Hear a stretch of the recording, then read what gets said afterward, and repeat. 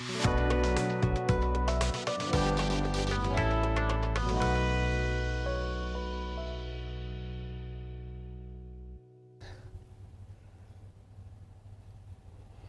evening and welcome to Behind the Headlines. My name is Timothy NYANGWESO. Tonight we focus on the budget estimates for 2025-2026, especially looking at the newest or the latest call circular that has come out of 71 trillion shillings.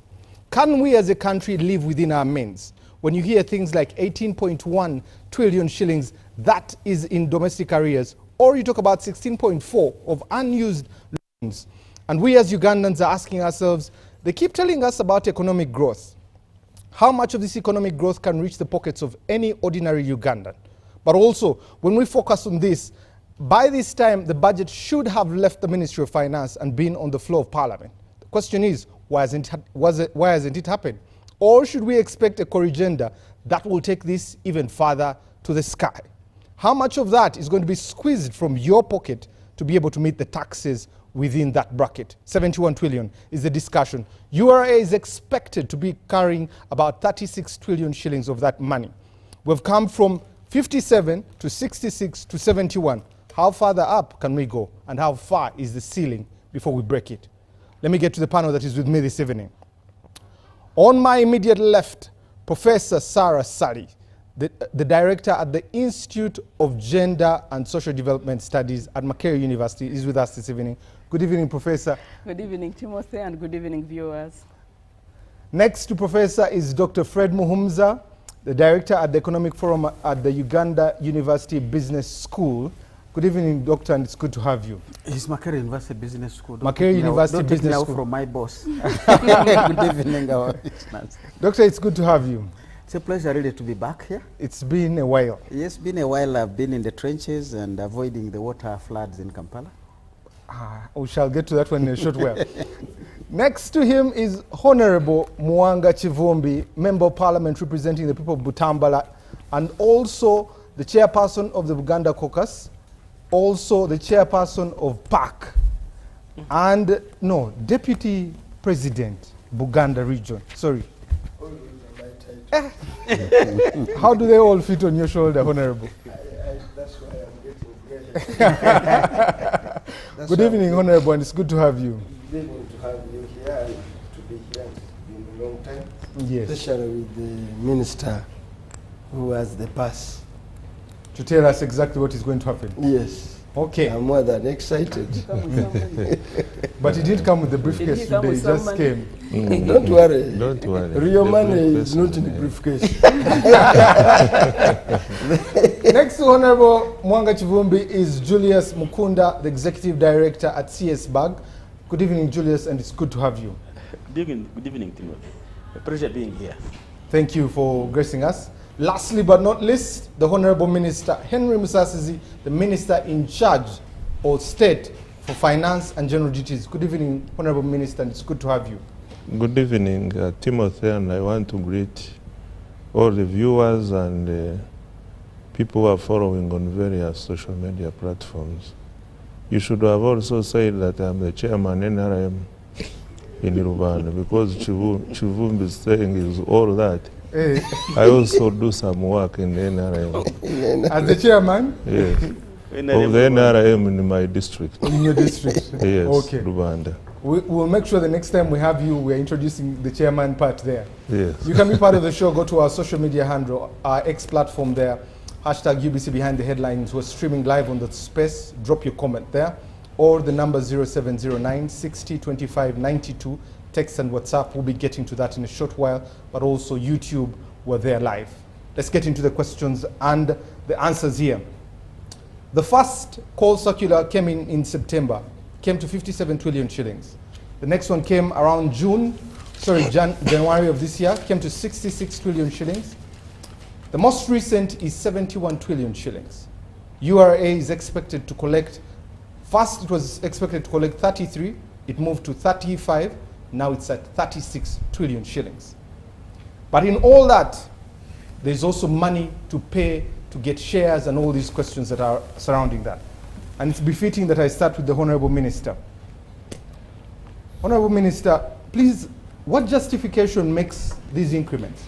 57, 66, 71.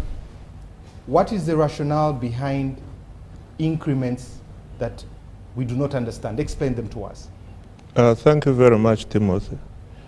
I first of all would like to start by correcting something you said in your introductory remarks, that by this time we are supposed to lay the estimates and we have not. That's not correct. We laid the estimates in Parliament on Thursday 27th, last week. Now everything concerning the budget is with Parliament for consideration, as the law requires us to do.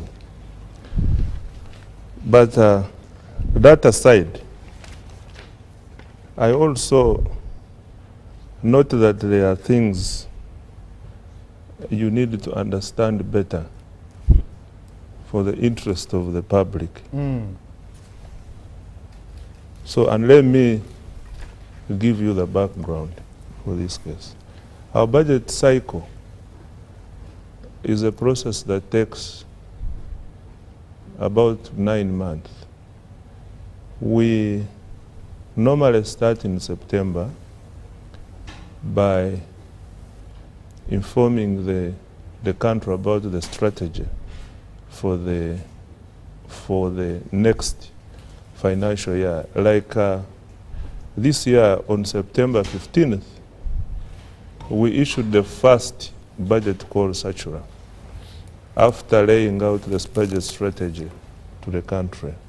And the budget first call circular simply informs the programs about the framework we would like to see and which direction we would like to take in the budget.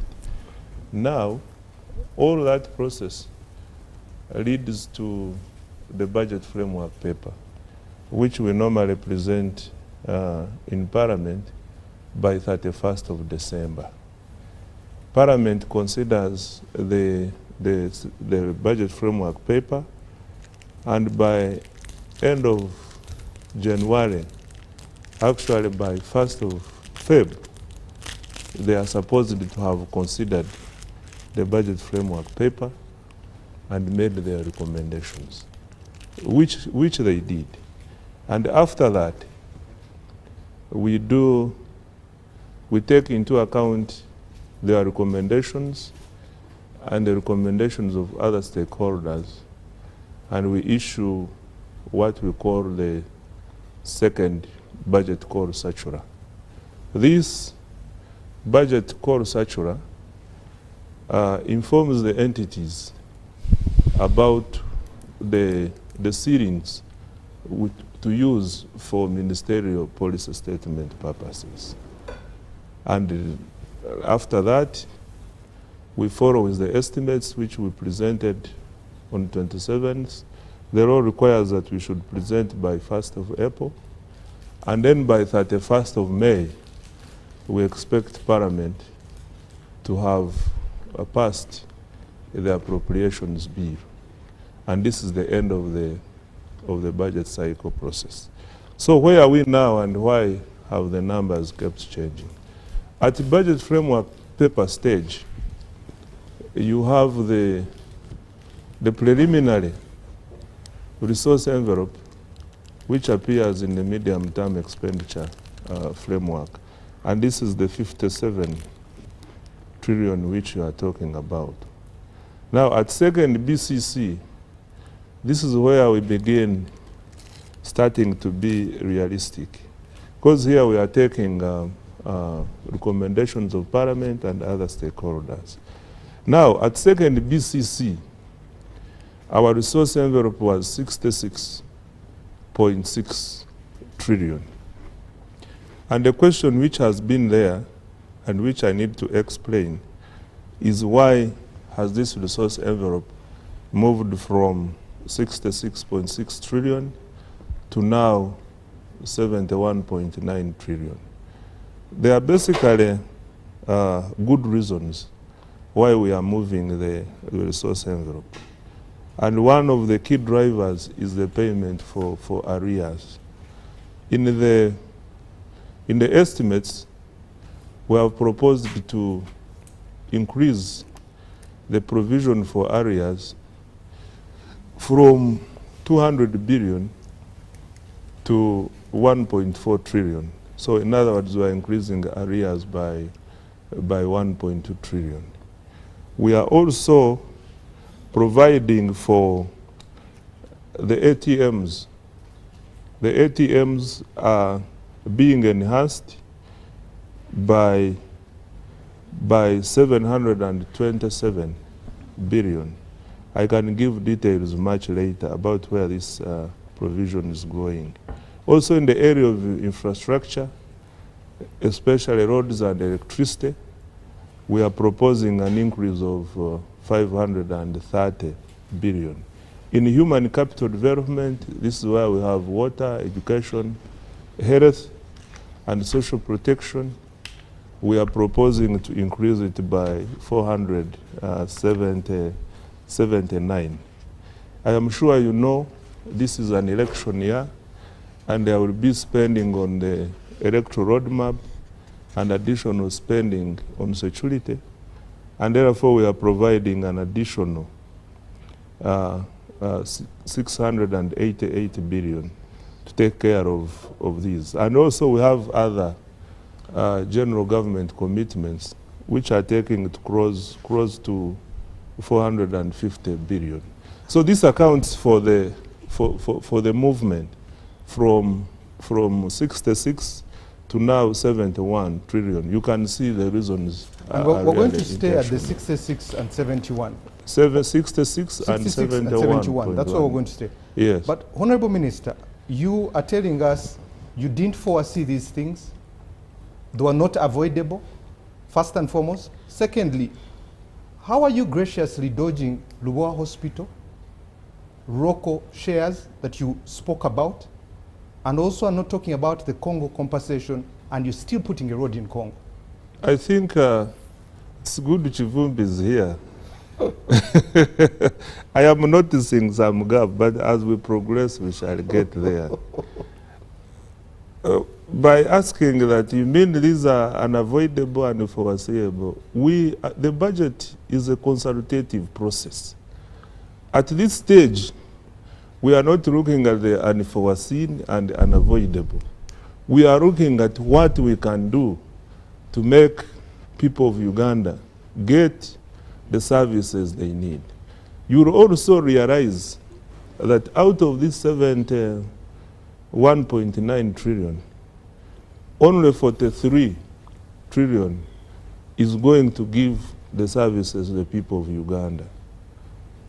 The rest is going for the already entered into commitments, especially the debt repayments, and also settlement of these areas which I'm mentioning. So we are building the budget. We shall get to the unforeseen.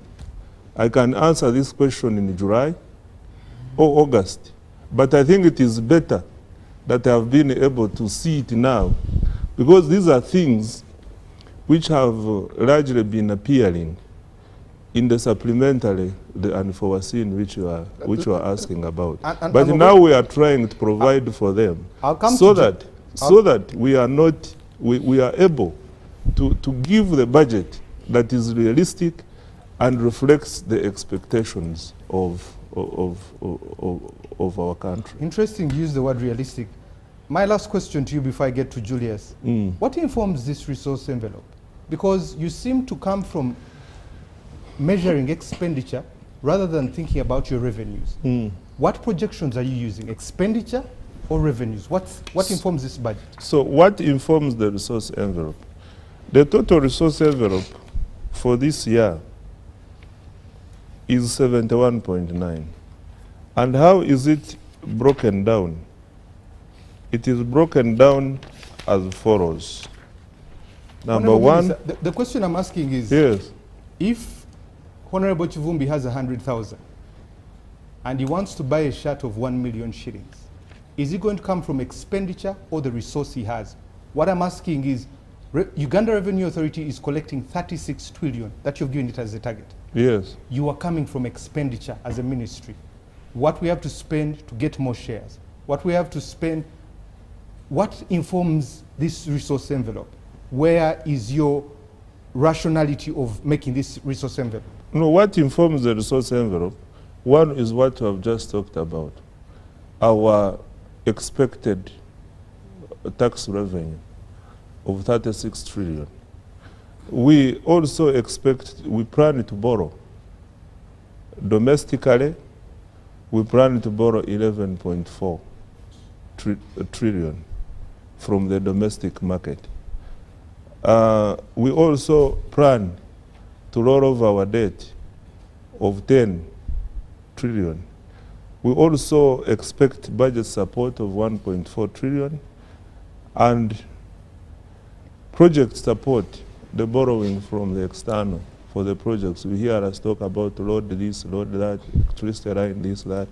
There we expect to raise 11.9 trillion. So all this combined will inform the resource envelope which we shall use in the coming year. Thank you.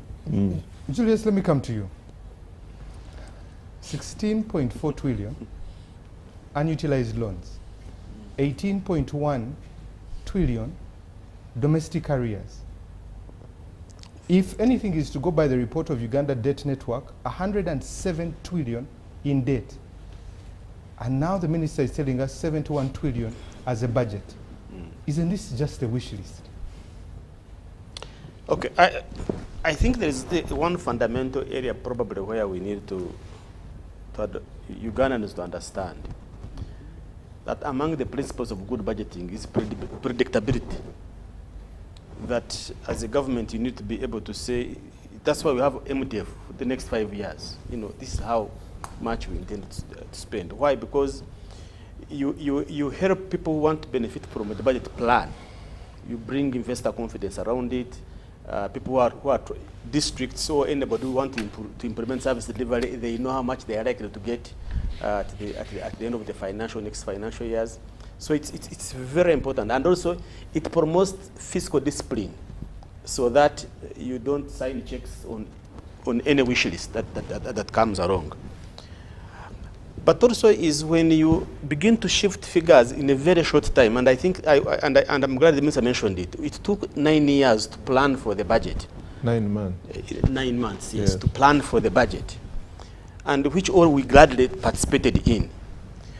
And we knew, there are two figures which are very important. We knew URA, by the way, at first URA was supposed to correct around the 30 trillion. That's the position they had given it. That's at the budget framework level.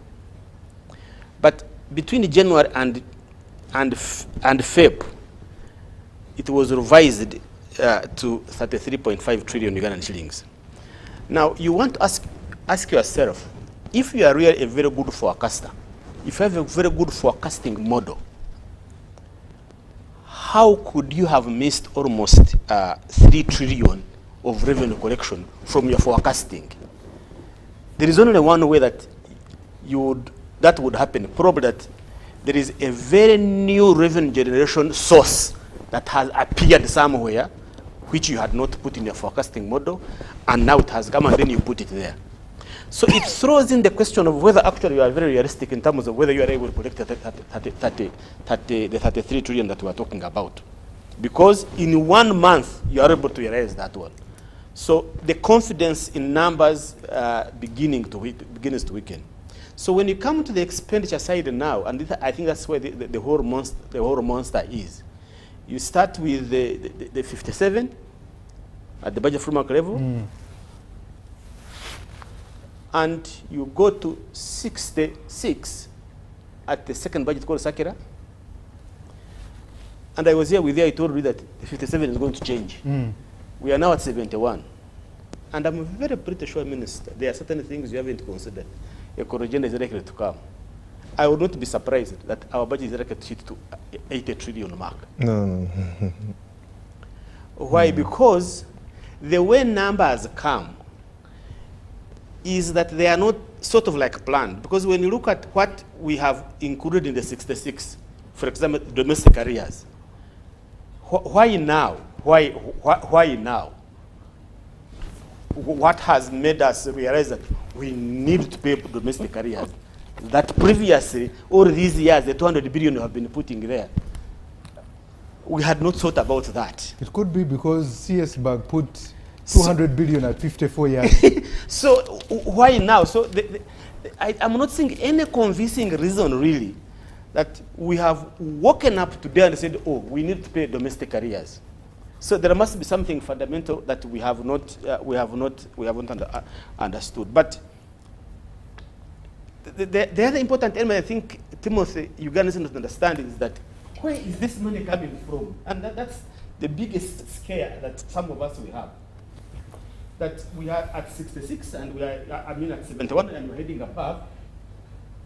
But the numbers, for example, when you say that you are going to roll over 10 trillion of your debt, in simple terms, it means your debt has a maturity today, you are unable to pay it, you beg the people who have given you money, please forgive me, I can't pay, I'm going to pay tomorrow. That is in simple terms. You renegotiate, your interest increases, and they say, okay, you are forgiven, but you're going to pay more next financial year. Now, in business practice, that would be okay if it is reducing. But it is at 6 trillion, it was at 6 trillion, now it's at 10, which means that we have really restructured most of the loans we have restructured most of the loans. And I think that's not a good practice. The other part also, borrowing domestically. At the budget framework paper, I praised the government and I praised the minister. They had actually tamed domestic borrowing. It was really, really so low at 4 trillion. But now it has increased to 11.3 trillion. So if there is any businessman and woman out there, you have to tighten your belt in terms of the money markets. There is no way the interest rates of this country will ever go low. All the signals and indications are that you have a very hungry government looking for money on the streets of Kampala, and therefore the loan sharks will be ready to give you the money. Julius, 2 questions before I come to Honorable Chivumbi. One, you talked about the interest rates. Originally, we thought the interest rates are determined by the CBR. But today I found out they actually follow what the TBs are saying. Yes, perfectly. That's what the bankers have told us. Give us a bit of what our budget performance for this year looks like. We haven't even finished the budget. The budget, we still have 3 months to go. And we still have more supplementary budgets. So, but I think for me is that when you look at the way we are going to end this budget, it was 72 trillion. We have a 4 trillion now on supplementary expenditure. What, 76? So we are now on 76. And we know, with us, even a month to the end of the budget process, another supplementary expense can come. And therefore is that the way we have really borrowed domestically is affecting the way businesses are going to operate. The only thing I would say probably now that they are going to pay the domestic arrears to shift to 1 trillion, probably some businesses are going to get their money out, out of government.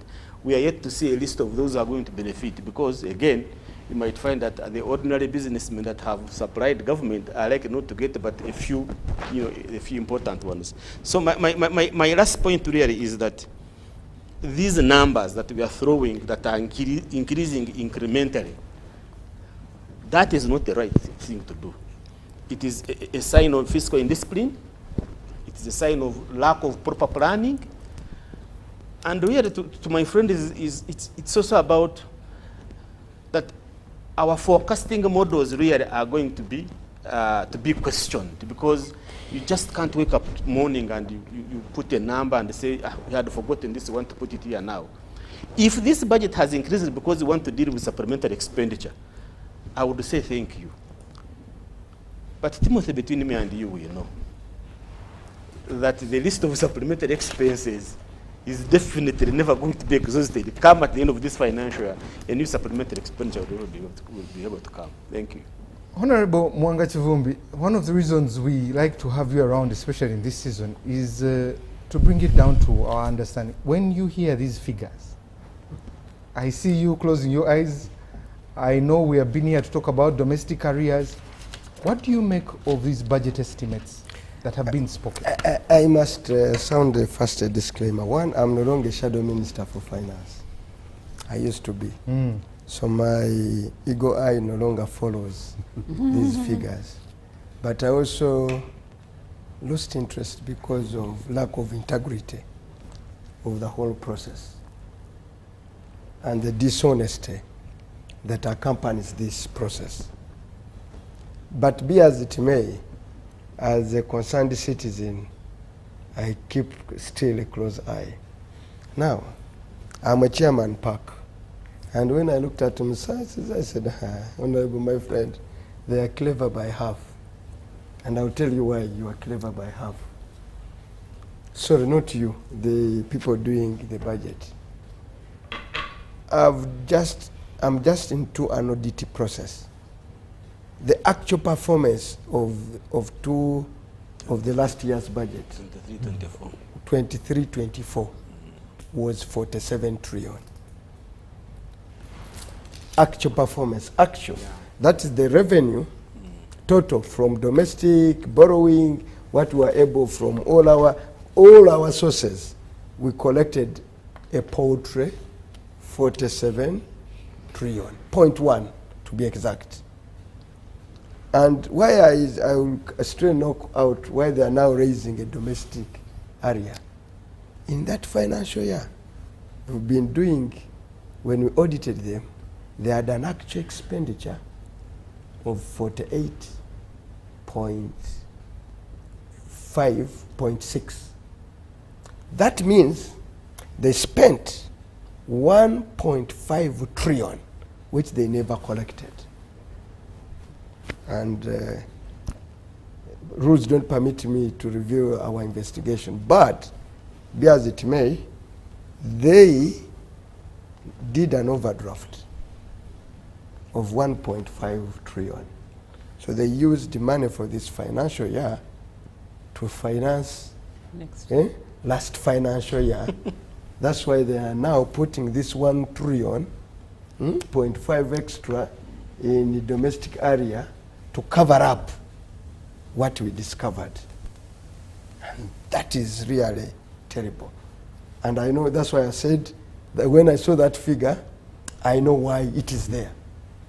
It's there because predictably, in this financial year, they knocked off 1.5 trillion to finance invoices of last year, and they now want to call it a domestic area and say we are paying it in the other year. It looks ugly.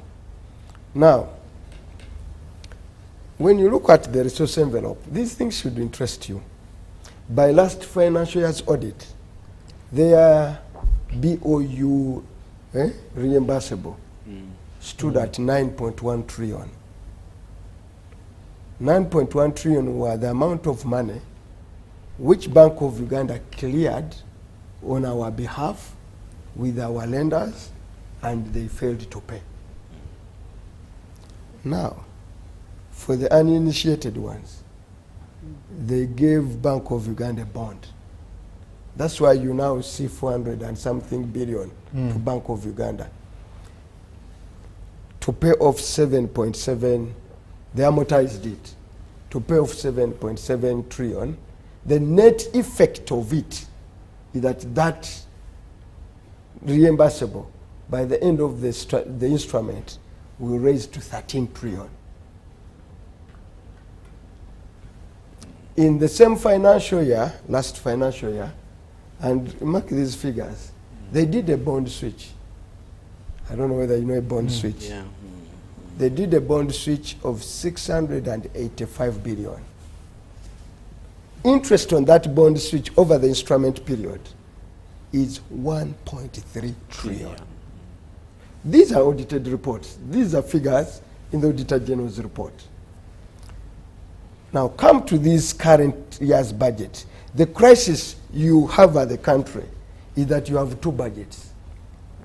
One that is flying through budget framework paper, that is making some busybodies around Parliament and blah, blah, blah. And another one that is being negotiated at State House, which they feel shy to bring to the public, but which will receive the first call on the budget through a supplementary of 3%. So what informs their figure of what they want as a quantum in the budget is not actually the money you are looking at, is the pay checklist they have below the table that will receive the priority payment, but they are not willing to be open about it. That's why you are seeing a government increasingly, last financial year, they never needed a supplementary because they could not even spend the money they had in the budget allocation. Even in this financial year, you see it is raising to about 80 billion. I can assure you they will not go beyond 50 trillion in actual performance because I've seen the URA figures, how they are coming in. Now, so the whole of what you are discussing and all that you are wasting time with is far from reality. If I ask Musasizi and I ask the people in the finance, they have a priority list to pay for next year, which they are not bringing on table, which will inform a supplementary. A supplementary over and, not over and above. How do you go for a supplementary and you have no new resource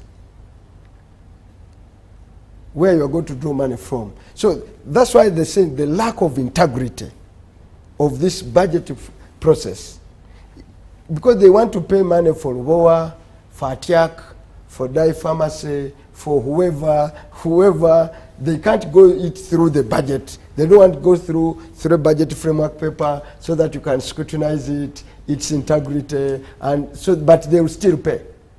For example, WOA, as we are speaking now, all the redeemables, treasury promissory notes that were supposed to fund that hospital to completion have long been actualized. So what is now funding Rubowa are new schedules of promissory notes. Therefore, the cost of Rubowa will go beyond what was 600. Was it 600 that had been envisaged to over $1 trillion. Therefore, for me, I've looked at the numbers. 43 should inform you. The 43 of what they have in the actual program budgeting. But even when you look at the 43, even if you are asked to perform 100%, you will still need, because that will be 36. Your expenditures on those programs will be 43. So you need a 7 trillion. You need some 70 trillion somewhere. Now, your projected borrowing from abroad and project support, how many trillions? I've seen it. Is below 3%, 3 trillion. Therefore, you are going to go in a panic mode just to finance your programs. Before you go into debt, to finance your programs, you are dealing with the 7 trillion deficit. Then you go to what should harm Ugandans is that today our biggest expenditure in the budget is going to be interest payment. Yes. Is that our biggest expenditure is not even amortization, is interest payment. Why? One, and interest payment with the debt rollover of 10. So you are speaking about 10 trillion of 11 trillion of interest payment to loans, and that will constitute capital flight. Because most of it is from banks that are foreign owned. And that is going to South Africa, it's going to London, it's going to everywhere, it's going to everywhere. Now, they should not excite, that's I've told you, they should not excite the payable for last audit was 13 trillion. I think I'm speaking about the figures right. Payable, that is domestic area, rose from 10 to 13 trillion. They are sitting on a 16 trillion of undispersed funds. Then you are borrowing. I've done something no Park has done, and with his support, I like him. I'm looking at projects, financing. Where I teach, Makerere has got 61 projects. Ministry of Agriculture has got 29 projects. Ministry of Water has got about 18 projects. None of them, not a single one, is performing properly. And that's why you are having huge borrowed monies. If I were a president or the Minister of Finance, I would literally call all the project managers and fire them. Do a dodge. I would call all the project managers in Uganda, and in one single day, good enough. So many of them are civil servants. I'll simply fire them, hire another group altogether.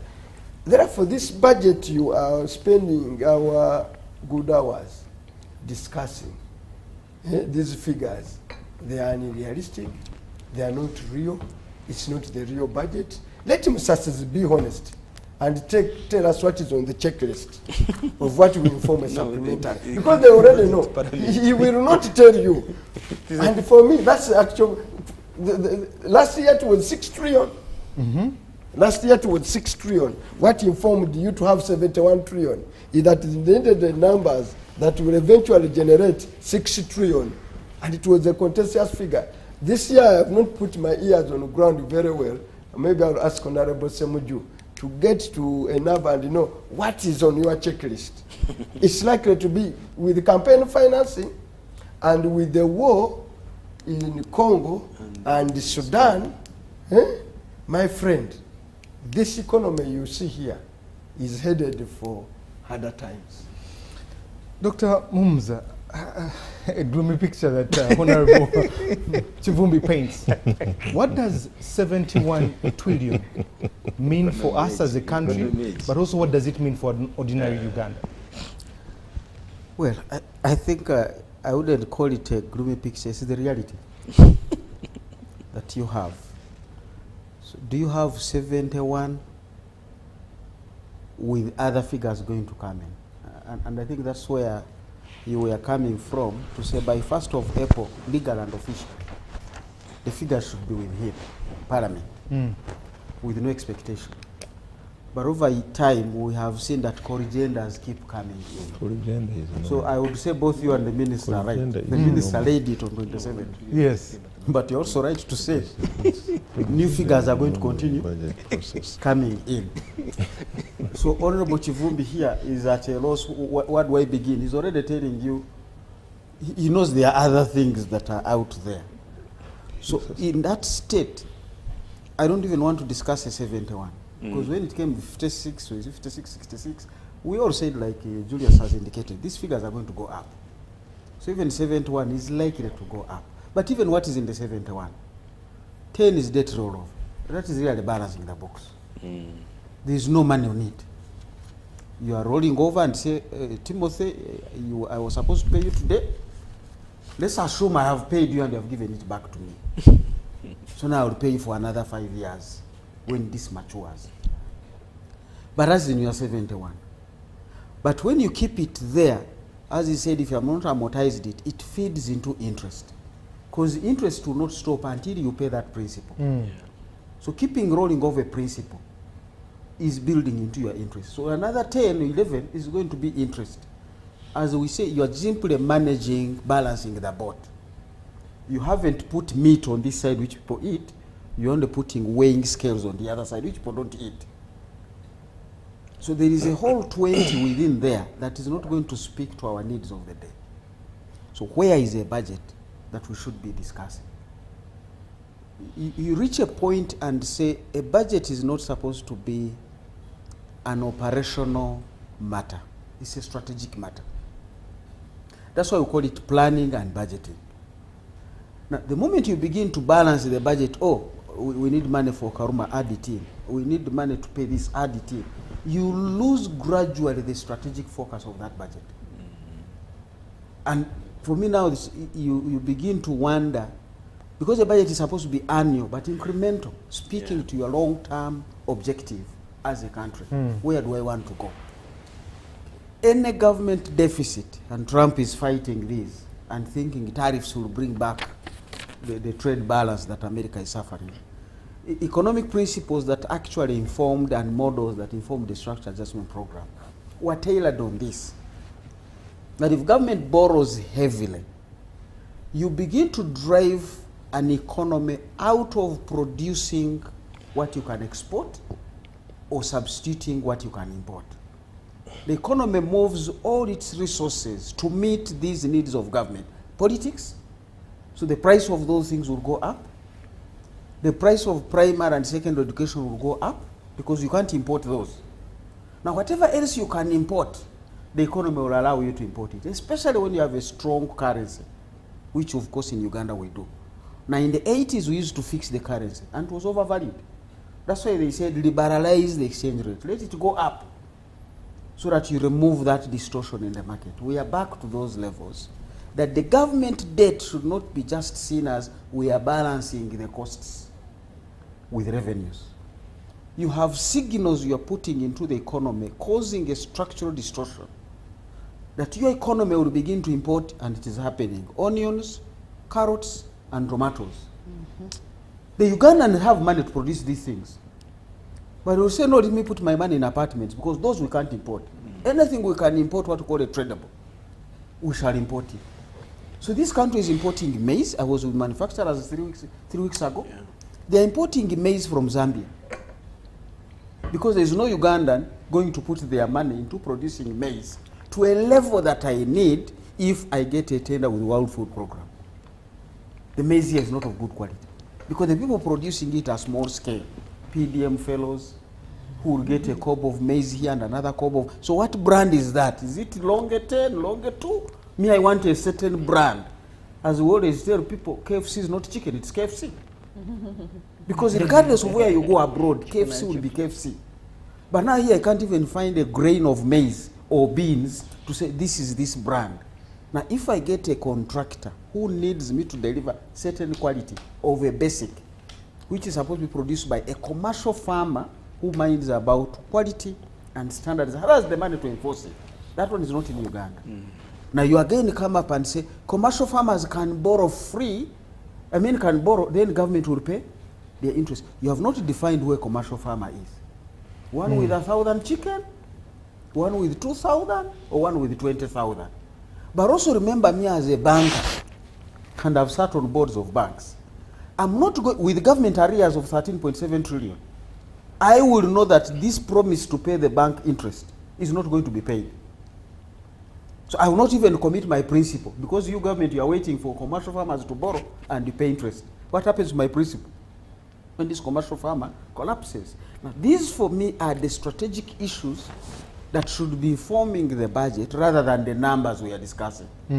Because as we always say, budgeting, we have all been in budget for meetings, whether it is a wedding meeting, or a funeral meeting, or whatever. The moment the right-hand side doesn't work out, we come to the left-hand side and say, okay, chicken only for bako. You remove the meat, reduce it. Chapatis, others remove. You work on this side, and the numbers will automatically fall into place. But now we seem to be trying to fix the numbers. And leave the left-hand side. And this is what the budget is, these activities. So I want to see government come up and say, I'm not going to fill up the 71 by borrowing more. This borrowing of 11 trillion. And always borrow more than that. Because if I look at the first how many years, we've been borrowing more than in the range of 14, 16 trillion. So even the 11 will go up. So you want to come up and say, but what is driving my costs? I've worked in finance. I've worked with the late Mutebire, the late Kasami, the late Mwakanizi. We were there, and if you look at net credit to government, which is a variable Bank of Uganda provides, until 2013, that variable was close to zero. Slightly up, meaning government has saved on the banking system. Slightly down, meaning we have drawn account. But we're just oscillating around the zero line. From 2013, government went into a borrowing frenzy. These individuals I'm talking about before would always say what the late Mutebire used to say, counter-cyclical. If something is going up, another must go down so that I keep within the trend line. So if there is money to spend on security and we have that need, something else must be cut. Now, since around 2013, and I don't want to discuss the economics that came in there and the economists, we began to say anything that's coming, borrow, anything that's coming, borrow. We were trying to avoid borrowing, and Germans are very good at being shy on borrowing. Germany is the biggest economy in Europe. They don't like the thing called borrowing. They have gone through a big debate and all agreed we are going to borrow for security reasons because America has left us on our own. Now they have agreed this year to do some borrowing. But even they are conscious because debt is not just a debt to GDP figure. Debt has implications on the structure of the economy and on the signals you put out there. Now, I want to see budget discussions getting into the economic principles and logic. Okay. Rather than just numbers. Doctor, before I come to Professor, this domestic borrowing, this financial year, it was about 8 trillion. You are not The next giving financial us year, it's going up to proposals. 11 trillion shillings. You are not Banks telling prefer us to what lend to works. the government than to you individuals. Some have left the market saying, let's leave the retail there. What I implications bring the does this argument mean to for the private get to that sector in this country? These are the things really you want to bring to fore. And we have borrowed already more. The Ministry of Finance is kind enough to put these figures out. This year alone, our borrowing is well above 10 trillion, even before we closed it. And the worst part of it is every time you borrow, 60% goes into reservicing, refinancing the debt. Because the interest we're talking about is not available. So either you're borrowing to roll over or you're borrowing to pay interest. So it's not even feeding into your current structure of the borrowing. Now, it's also bringing other distortions. We have already said the shilling is too strong. To my assessment, because somebody would say, where should it be? As long as I see the country importing basics that should be produced by Ugandan typical farmer, then you know your shilling is too strong. It is cheaper for anybody to import anything rather than sitting here and producing it. But also there is the real effective exchange rate, and Bank of Uganda again generates this. You can see the direction it has taken. We are losing competitiveness in all aspects. Now, where is your export promotion program? These are the implications of some of this domestic borrowing. Some of the people lending to us, we call it domestic. A component of it is foreign. Remember, interest rates in Europe are 2-3% for fund managers. Now, Uganda promises them 17%. They are going to move to Uganda with their dollars, reach here and convert them into shillings and then to government. And then when you pay them interest, as he's saying, capital flight, they will take their money. But already that has flooded this economy with too many dollars, which will now undermine competitiveness of your local producers. Now, these are the discussions I'm saying in the 90s, and they are documented. There's what we used to call additionality. We held dollars from donors to say, wait a minute, thank you for your dollars, and some of them were grants, not even loans. But they are going to make our shilling stronger and undermine our capacity to export. And in the 90s, we were promoting what we called non-traditional export crops. Fish, flowers, beans, maize, which are now holding us by the way to help diversify. It was in the 90s when we used to watch what is the exchange rate, what are our borrowing rates, and that's what I'm saying, counter-cyclical. When Mr. Museveni said, I want to deal with this chronic thing, you guys, the donors have told me and development partners, defense on expenditure must not be beyond 3% of GDP. This thing has failed me to resolve Kony. Can I have money this year and resolve Kony? We could have gone on the market and borrow. We didn't. We said, Mr. President, we hear you, we agree with you. We cut budgets, I think it was 40% across to give it to him. That's why I'm saying if something is going up and you have a war, behave like you are having a war budget. Don't continue with you as if things are normal. Because you have a war, and we agree we have a war, the defense cost must go up because we must secure ourselves. We live in a very volatile environment. We cannot manage events that are out there, but we cannot allow birds to just come and begin laying eggs in our heads. We have to sort out this thing, but they come with a cost. How do you manage that cost? It's not going to come out of the right-hand side of the budget. We've got to come on the left side. We have argued, why are you still keeping all this government fleet? These honorables are going to go back and change suits, come back as new members. Which parliament will it be? 12. And then we will buy all of them new vehicles. Whom I'm still driving, the vehicle I was you driving when can't- it was the 9th parliament. You can't buy a new vehicle for an MP. You know, you give these are the costs we're talking about. And we are going to create new constituencies, we are going to do all sorts of things. So we need to get back to the left side to say, what can go out? Rationalization has failed us. Now, what are we going to do?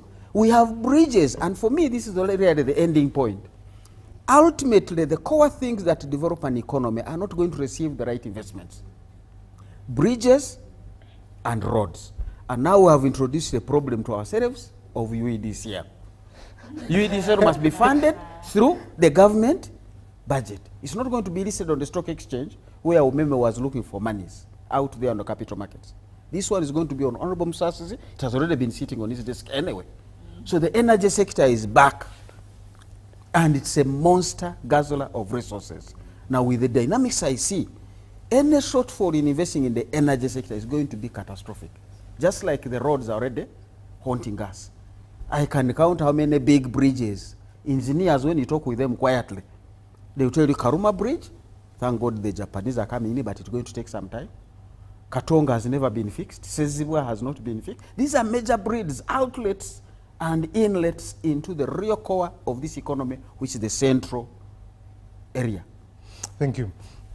Professor, when you hear the submissions by the team that is here, and you hear 71 trillion, what do you, in your head as a professor and the young people that you teach, what goes through it and what are your concerns about it? Yeah, thank you very much, Timothy. Indeed, for me, the 72 trillion is a lot of money because we don't handle those kinds of amounts of money. But of course, what goes through my head is, so what is it really doing? Mm-hmm. Of course, as the minister explained and as we've been reading, the priority is going to be ATMs, the agro-industrialization, the tourism, science, technology, minerals, services, minerals. And these are in a way good because they are like low-hanging fruits we can work with. Okay, agro-industrialization is a little bit bigger.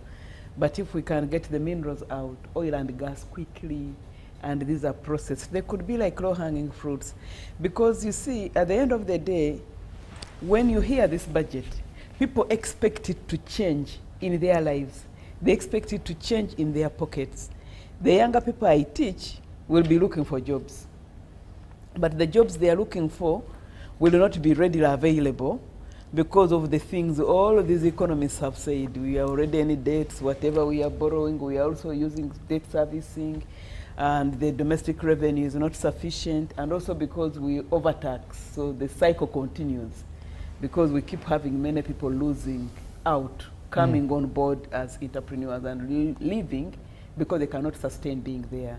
So to the younger people, the people who are leaving the university, their intention, I mean, the whole reason we all go to school is so that you can find a job and become financially independent and you can sustain yourselves. And unfortunately for this generation, the aspirations are also higher. They are not like at the times we left when there were things which were really basics. Now people, the aspirations are higher. People would want airtime, they would want a mobile phone, they would want, and these are like basics. They are not actually luxuries. So they have higher needs, and those high needs have to be paid for by someone somewhere. The ideal would be for them to get jobs. So they are living, hoping to go and get jobs. So when they hear this amount of money, and the reality that they are not in gainful employment, it's likely to cause some kind of discontent. But you see, it goes back to the old debate of, do we do infrastructure development, do we do development vis-a-vis human capital development? Of course, there's human capital development. We want to see the jobs, we want money in our pockets, we want the health, we want the education. But this also has to be sustained from somewhere. Someone has to meet that cost. It's not free. So now, I think what the government is trying to do is trying to make this equation sustainable and balanced by focusing on those ATMs that we have had. Of course, agro-industrialization is a very important aspect of the different development frameworks we are having. Whether you're talking about PDM, whether you're talking about NDP3, I think now we've gone into NDP4, and mainly paying attention to the fact that we are an agricultural society. Most of our production is there, and while it's there, we are not doing much value addition. So we come from extremes of having nothing to extremes of having a lot, which also goes to waste because we haven't invested heavily into processing. And of course now when we also hear stories that the tomatoes and carrots and whatever are coming from Kenya, you wonder what we are doing. But ideally, so boosting agriculture, because that has always been our niche, ensuring we can add value addition would be good, because one, it would drive trade, but also it would drive employment for my younger people that are coming out of our classrooms. But also I think it would boost the middle class. But now, if that same, no, the private sector, but also if it's overtaxed, then it does not stay. And yet when you read in the history of development in many parts of the world, it has been the private sector that has driven that kind of development. It hasn't been very much government driving things. Yeah. So indeed you need to create an enabling environment where the private sector will then develop and become the engine to grow the sectors, to grow the available jobs, or to do the necessary investments that can absorb many people who can then be taxed, so that then you widen the tax base, but also you create more jobs. So I think the challenge for many Ugandans, not just my students, is where is the money going, because they don't see it. But maybe also they don't appreciate that, one, we're very big and a very young and independent population, but also number two, that we don't have much of a big private sector. So it is the state carrying most of the things. And by the state carrying, I mean, if you just talk about the health center force, provision of health and education and security in terms of policing is one of our biggest spenders. And if you say that these are things which the private sector will never go into, I mean, it has to be, the budget or the bill has to be picked by the state. So that consumes most of what we do. Of course, there's defense and many other things now. Of course, we've heard about the bridges, we've heard about the roads. So infrastructure development is largely on government. But to the people, without this broader picture in mind, it creates frustration. Thank you. And then the temptation to think that people are just eating money or they are stealing it. But I think there's a need for the minister and the group to do more of this sensitization to the people. Where actually does the money go? Not just talking to the expert economists, because the majority of people outside there are not like the people on the panel here. Thank you. Let me read some messages here. Timothy Okodale says, my name is Timothy and I'm from Surrey. Can the Honorable Minister help us understand these priorities, especially these ATMs? Okay, thank you. Thank you for the program. Can the Honorable Minister assure taxpayers that one day Uganda will be debt-free, and we accept that we are bankrupt and request for forgiveness to be rescued from such abnormal debts? This is James from Fort Portal. Okay. Good evening, Timothy. Thank you for the show. This is Ivan from Chitagwenda. He says, the youngest generation, thank you for the show, with the big sites in the Ministry of Finance. My question is that they are mandated to make and head the budget, but that is the budget that they are corrupt with. First and foremost, let them tell us how they're going to fight that.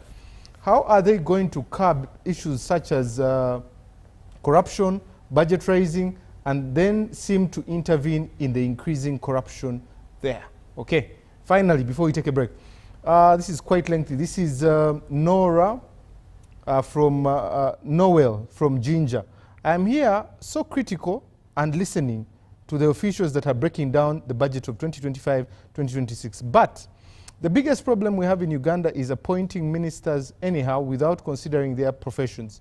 Just like the Minister of Water and Environment, doctors, and again, if you see today the chairperson of UCC being sworn in, she's also a doctor, okay, and corruption in the country, it will all pave way for being unserious with the individuals. Why do we continue to appoint people in positions that they're not fit for?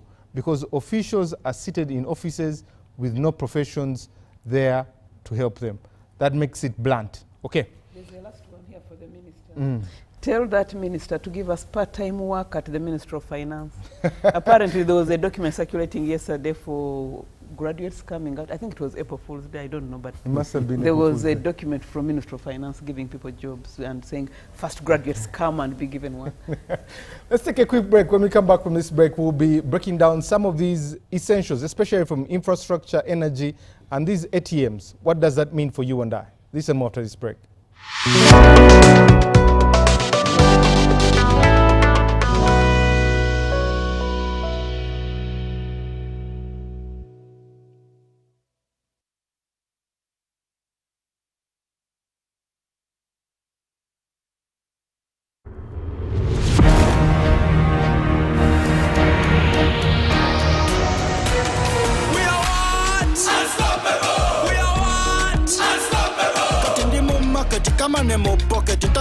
Street issues are my target. We are what? Unstoppable. We are what? Unstoppable. I'm in a plantation, but on a global mission. Internet ambition, full condition. We are what? Unstoppable. We are what? Unstoppable. Oro cash is gone. Netaga yo karoni. Nigga mukafoni. Money in the zone. We are what? Unstoppable. We are what? Unstoppable. We are good.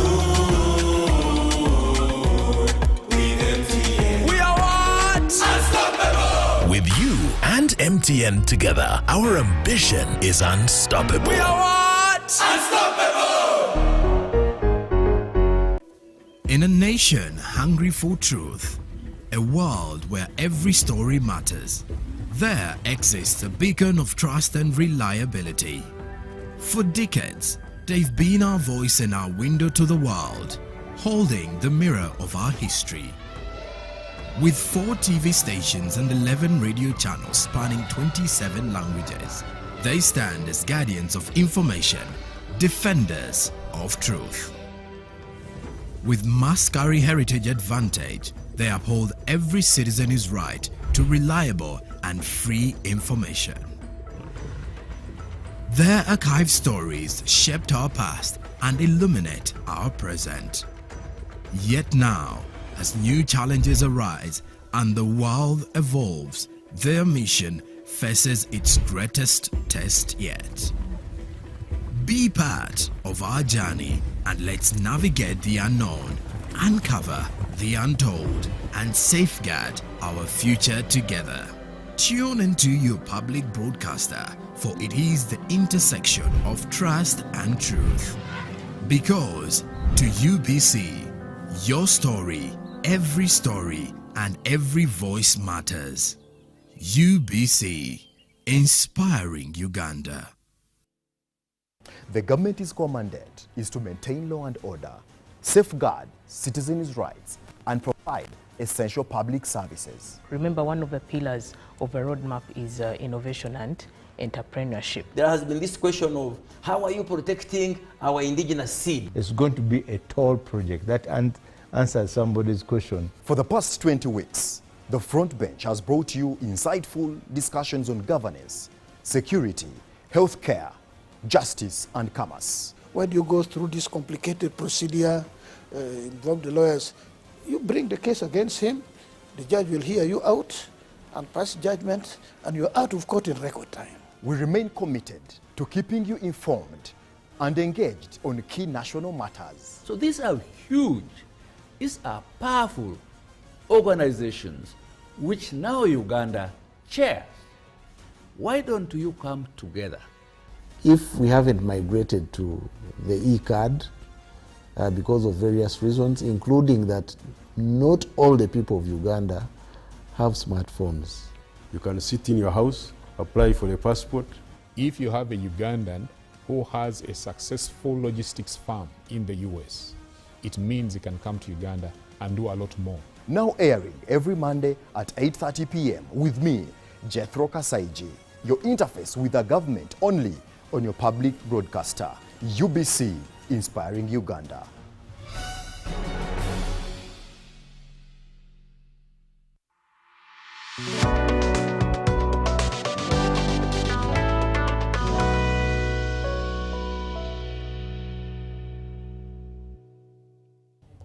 Welcome back from that quick commercial break here on Behind the Headlines as we get to this last leg of the show.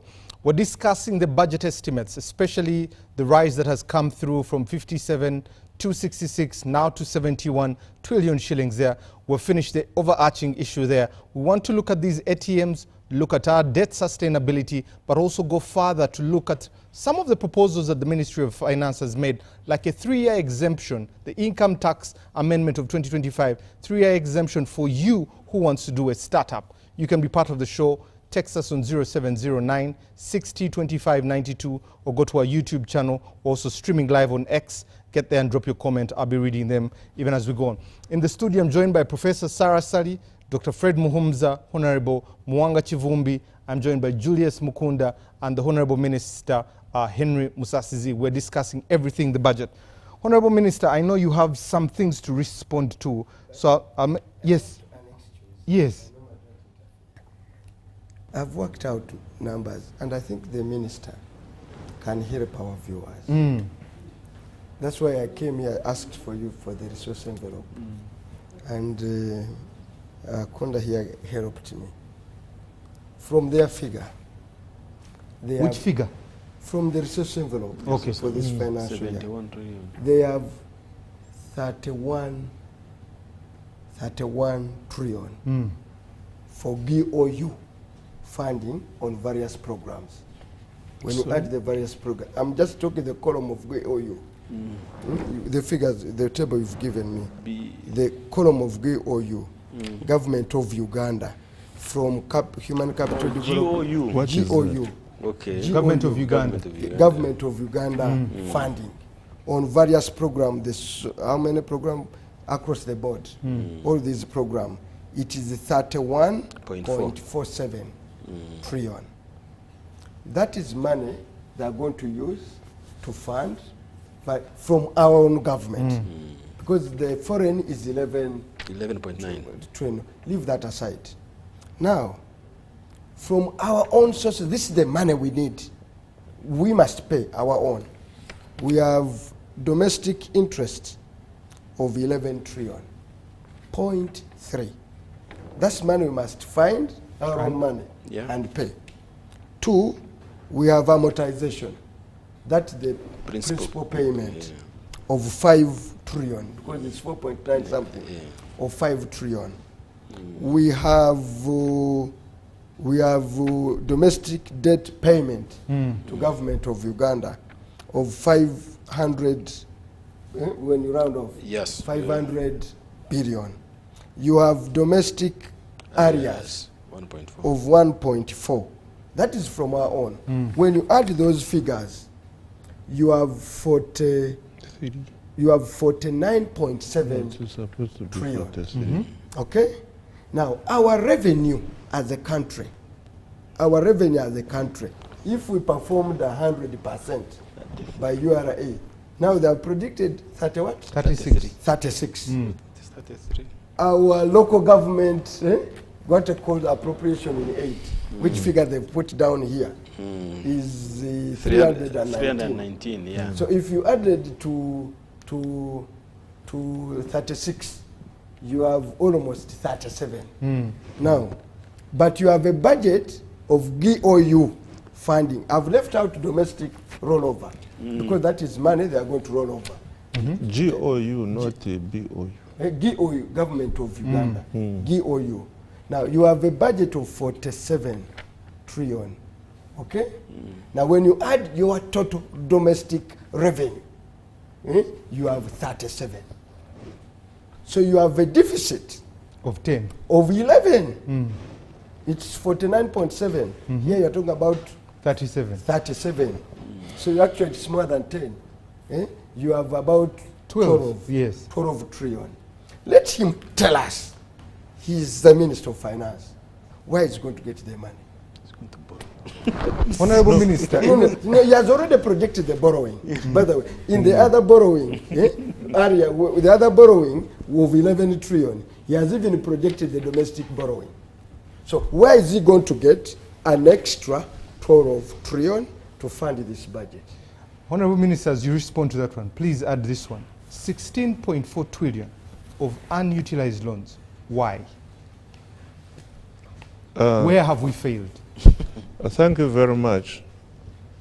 Before I respond to the question, I was patiently listening when Chivumbi was submitting. He said, sorry, Honorable Chivumbi. That's okay. He said we have 2 budgets.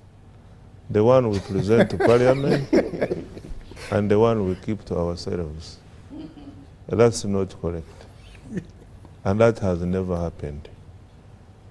the budget that the country operates is the budget which is approved by Parliament through appropriation.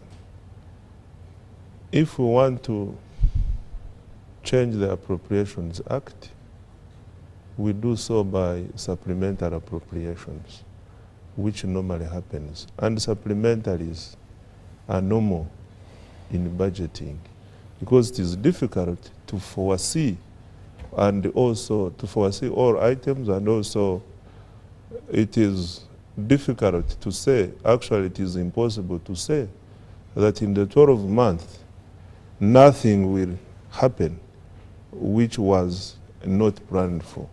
So that one calls for the regular supplementaries which you normally see.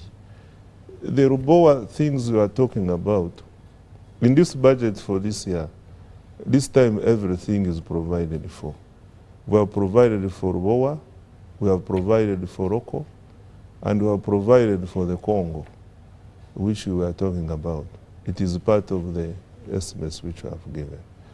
So it is one budget which will be, which is already before you in Parliament, Take the minister's word, which will have a chance to scrutinize and make recommendations and approve all. Now I come to the numbers. My numbers are the following. You are referring to Mukunda's number, to Julius's numbers. Now the authoritative numbers are the following. Total resource envelope for 25-26 is 71.9 trillion. True. Out of which 43.2 trillion is going to facilitate.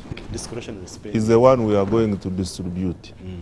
The rest is committed into debt repayment and arrears.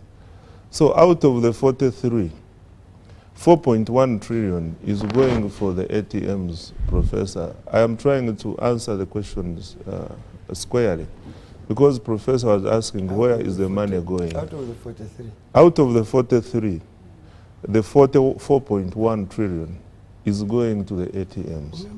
And the 30, and sorry? I was very clear. Yes. I said government of Uganda contribution to the 43 is 31. Yes. Do you dispute that? It is. No, the government of Uganda. Contribution. URA. No, government of Uganda. What do you mean by that? I want to understand what that means. This is the government of Uganda money. I mean, the 43 has got external and the government of Uganda. Yes. Yes. Yes. The government of Uganda contribution to the 43 is 31.4. 31.4. Is URA government of Uganda? Yes. How much is it? So URA is projected to collect 36. Yeah. Yes. Now, our appropriation in aid, which is generated through local revenue, will result into 319. Yes. Now, when you add the two of URA, that is our local revenue collection. Yet our government's local contribution to the budget will include the 31 and this statutory. Where is that 31 figure coming from? From me. From your figures. Now, which gives you 49.7. Because I don't understand. No, let's go slow. Of which you require. Can we understand as a country. that GOU means what? Government of Uganda has contribution to the budget. In terms of what? In terms of expenditure, in terms of revenue? Expenditure. Or expenditure, yes. Which makes the 43. Yes, that's actually it is 32, which we are putting in the enablers to achieve the ATMs. It is 32. Yes. You want to put it 32, you are rounding it off to 32. Yes. Now, that's the money we must have as a country. It's not going to be borrowed. Now, as a country, we must also have money to pay interest. We are not going to borrow it. We must have money to amortize, to pay our principal. We must have money to pay the Bank of Uganda. You must have money, you have committed money to pay for the domestic areas. When you add those numbers, you get 49.7 trillion. Yet your local revenue as a country you are going to generate is 37. Why don't you look at the total resource envelope? No, no, no. Why are you interested? No, what I'm saying, because I'm telling you, what I'm disputing to you is that you don't have the resource for this budget. No. I have it. All the 71. From where? All the 7. If I distribute the 71.9, I balance off. From where? From which resource? No, from. I even told you. From where? I told you. From URA. I told you there is URA, there is borrowing, and there is project yes, the support. borrowing. All added the up borrowing, together make up the if resource you add envelope. 31 and you add the 11 for borrowing, you get 43. You get it? But down there on the memo items, you have statutory obligations that the country No. Can we go through? Because I don't want to. Revenue. I don't want you to mislead us. You have your calculator? Yes, I have you my add phone. 36.82. 36.82. Yes. Yes. Plus 11.4. From where? No, you add. You add. From where? This is domestic borrowing. That's 38. So you are going to borrow. So 36.82 plus 11.4. Then you add 10. Yes. That's 48.2. I beg your pardon? No. Add 1.48 trillion. Yes. Then add 11.93 gives you what?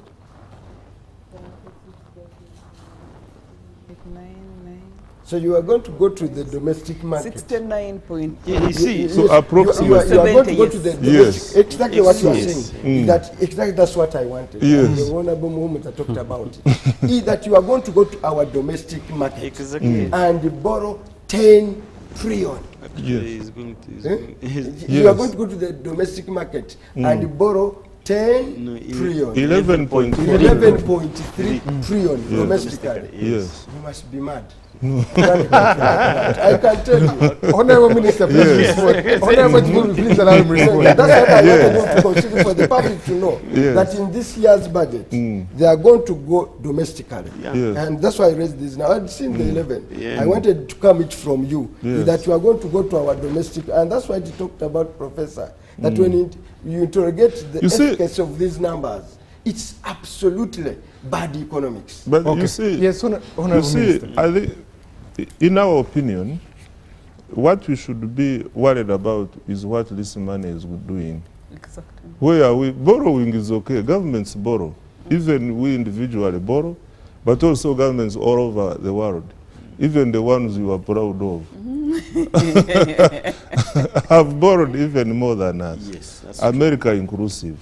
So the question should be, where are we investing this borrowed money? And the answers are the following. In the ATMs, no, before I even go to the ATMs, the wealth creation programs, PDM, MYOGA, UDB, GROW, UDC, among others, they are taking 2.3 trillion Uganda shillings. Is this good or bad?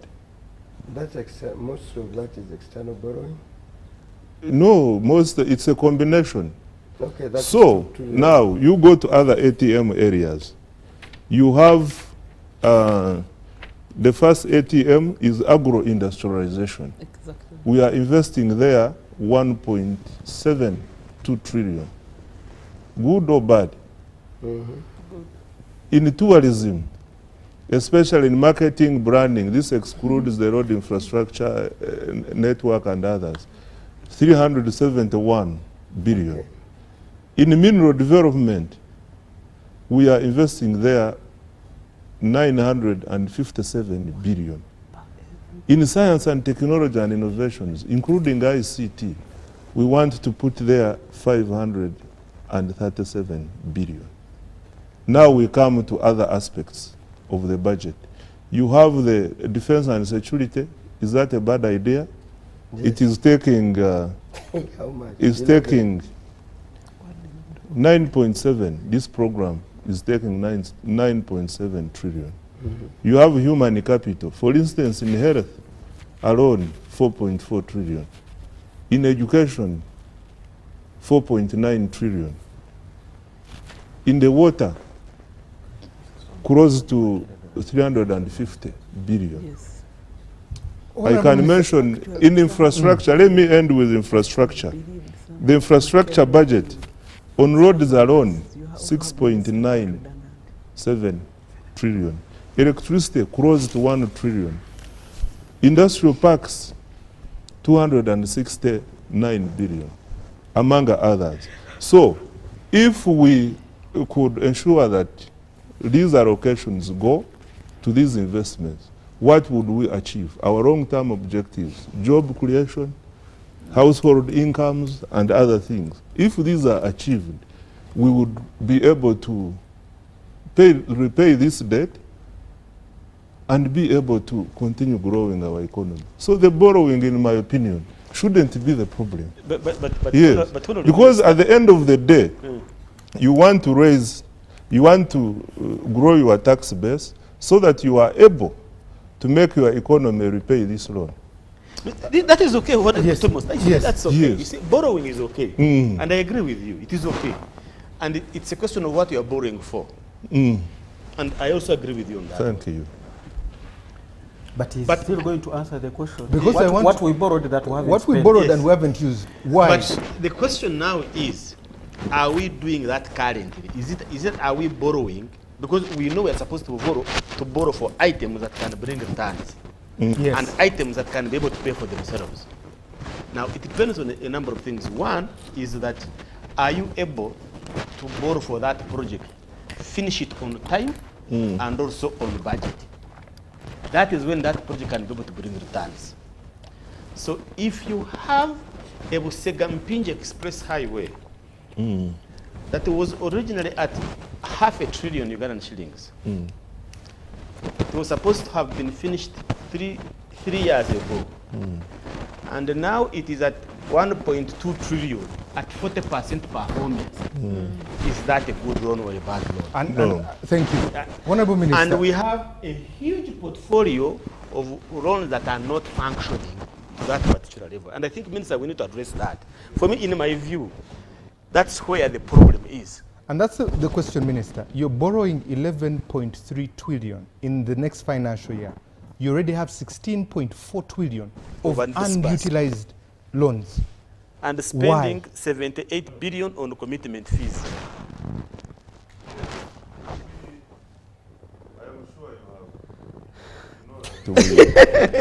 Because the good thing we work with all these people here. But Honorable, yes, answering to, all these people here work answering with to Uganda'S, not so, to these people. I'm sure you know, yes, you know, in the past, the projects which came in around 2013, 2014, 15 had problems. Borrowing before coming up with a project, you borrow before even the feasibility study is done. That was fundamentally the biggest problem. But if you check from 2023 going forward, 9 years later. Yes, we have addressed that problem. For the project now to get to the financing stage, there are certain conditions which must be fulfilled. We have a fully fledged appraisal department as the ministry, which ensures that all the stages are completed. By the time we sign off the project, we are able to start it.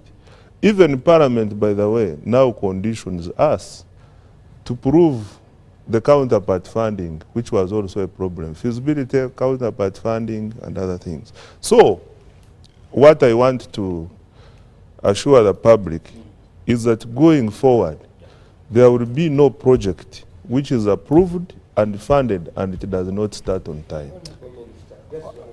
Just hold on. How many projects have been approved between 2023 and because that is only 2 years, and how they are performing?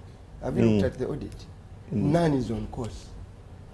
None. I can approved by Parliament or approved by us, signed by us? Approved, being implemented, that started between 2022 to 2024. None, not a single one is on schedule. Not a single. I've just looked at these audits. You can look at the audit report. I will tell you, none is on schedule. Not a single one. Allow me bring in. I can even tell you those that are in the Ministry of Finance. If you want, there is RIP. No, didn't we? I can even tell you those that are in the Ministry of Finance. Didn't we approve Greater Kampala Honorable Minister and Honorable Mwanga. Is it working or not? Is it being implemented or not? The other day complaining. So I've told you not a single one. Didn't we approve invite? That are in the Ministry of Finance.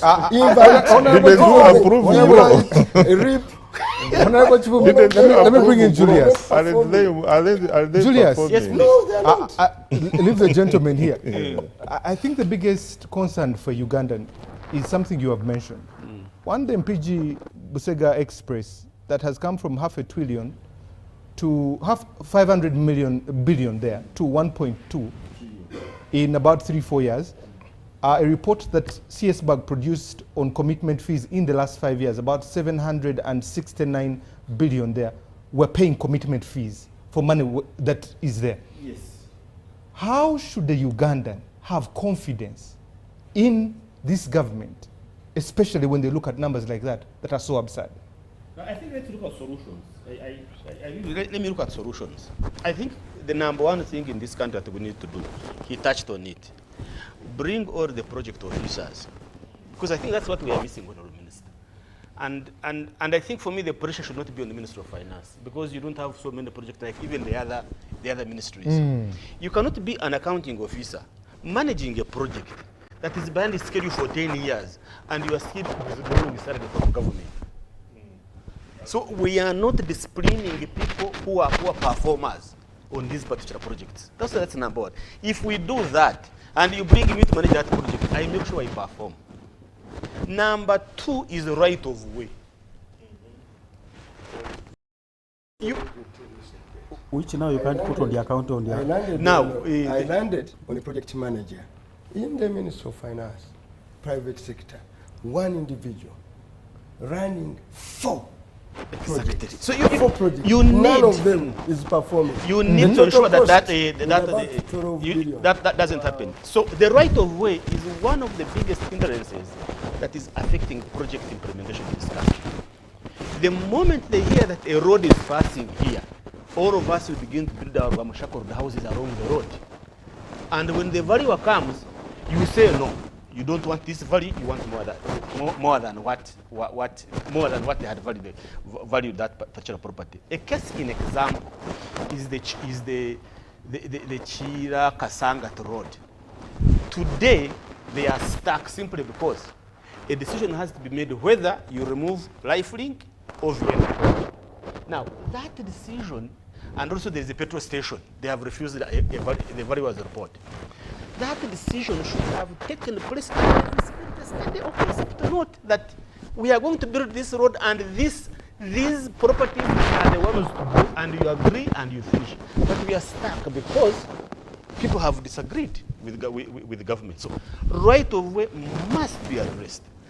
The third point that must be done is preparedness. We cannot fix the plane in air. This business of starting a road and to must stop. Even the Auditor General actually in the report he's talking about, 33% of the project never had the concept notes, never had the feasibility studies, and never had the project profiles.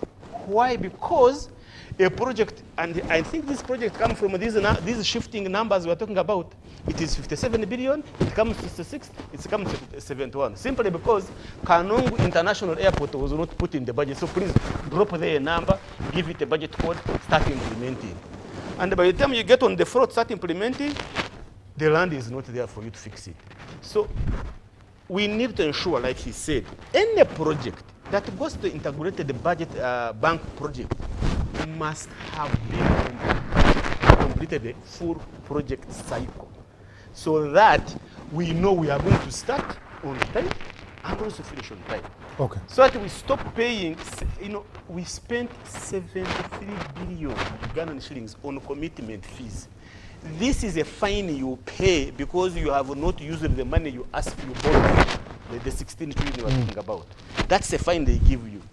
So if we don't do that, Timothy, let me tell you, now going to borrow more, I mean, we are going to be shooting ourselves in the foot. Thank you. Let me come to Honorable Chivumbi. Honorable Chivumbi, let me put a straight question to you. If you were in his shoes and you were the one running the budget, what would be the priorities and what would you do different? Answer, yeah, I've just proposed all the project money. You said they fire them. Yeah, I fire them. But also the thing is, all the accounting officers in Uganda, and I've blamed the accounting officers. You cannot keep accumulating areas year by year, and you are still an accounting officer. They give you a budget called circular, okay? Give you indicative figures of what you are supposed to spend on. You ignore my debt in the budget called circular and spend on other priorities. Save for wage, which is statutory. But you look at accounting officers that they ignored an outstanding debt and they budgeted for new items when you have not paid. Now, and you come year in, year out, that's what you do. You should be fired. You cannot be a debt accumulator and you're still in office. And I've looked, they've given reasons. The reason they normally give, the PSST allowed it. I've said the PSST cannot allow you to accumulate an area. So that's why along the way, you've got to meet all these accounting officers. The question is, what people do you appoint as PSS and undersecretary? Because that's the other human resource capabilities. The accounting officers are not Professor Semezahia. They are rolled over. You pick one who was in education, okay, whom he said he has qualities to handle the education sector. You roll him over and take him to trade. You roll him over after 2 years and take him to agriculture. From agriculture to public service. How come that I have the qualifications to understand that sector? Because he's permanent and pensionable, and therefore he's rolled over.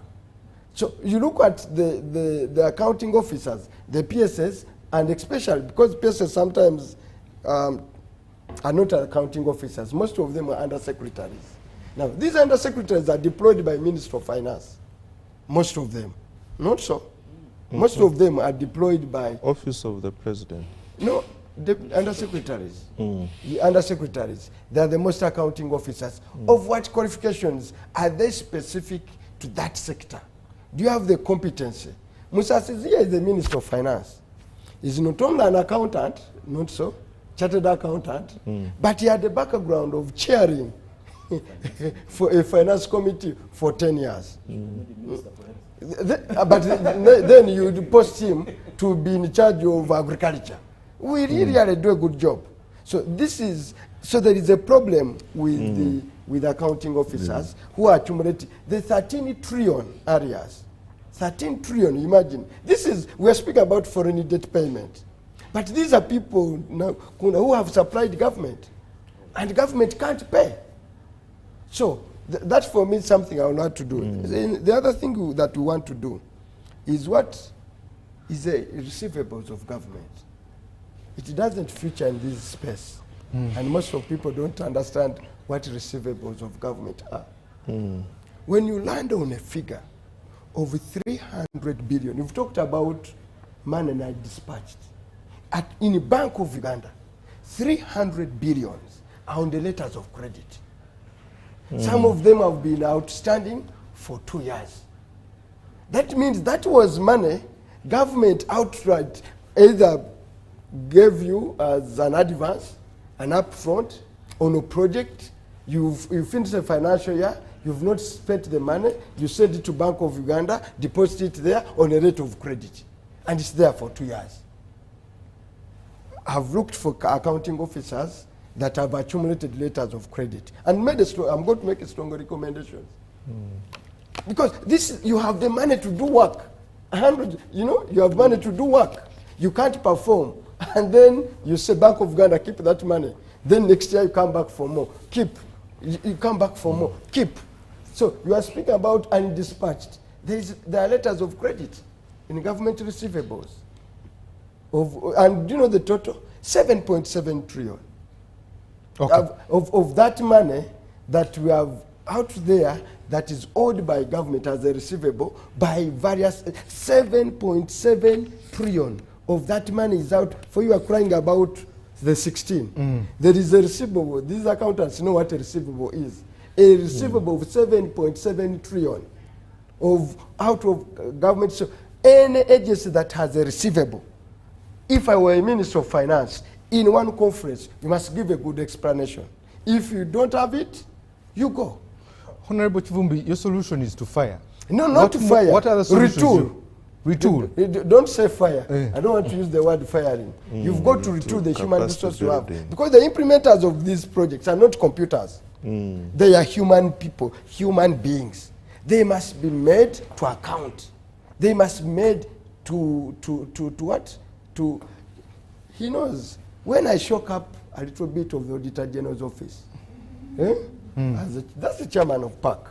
I shook it a little bit last year. I made a lot of uncomfortable, they were uncomfortable in their seat. Today, this financial year, we got a better audit report. Simply because I took over PAC, said, okay, I'm going to look at how ethical and how reliable is the Auditor General's report. Today, when you look at this year's report, they've done tremendous improvement. So out there, you can cause change. I'm now shaking up projects, slowly by slowly. If I have time to really do a good job and I shake up project and I cooperate with the finance, we work together. Next year, agencies will be doing a better job. So if we really commit ourselves to shake up things, things can run and you don't need to be opposition. If in government agencies, they need to do so. But along the way, they are not performing. Thank you. Dr. Mhumza, the silver bullet for this next financial year is these ATMs.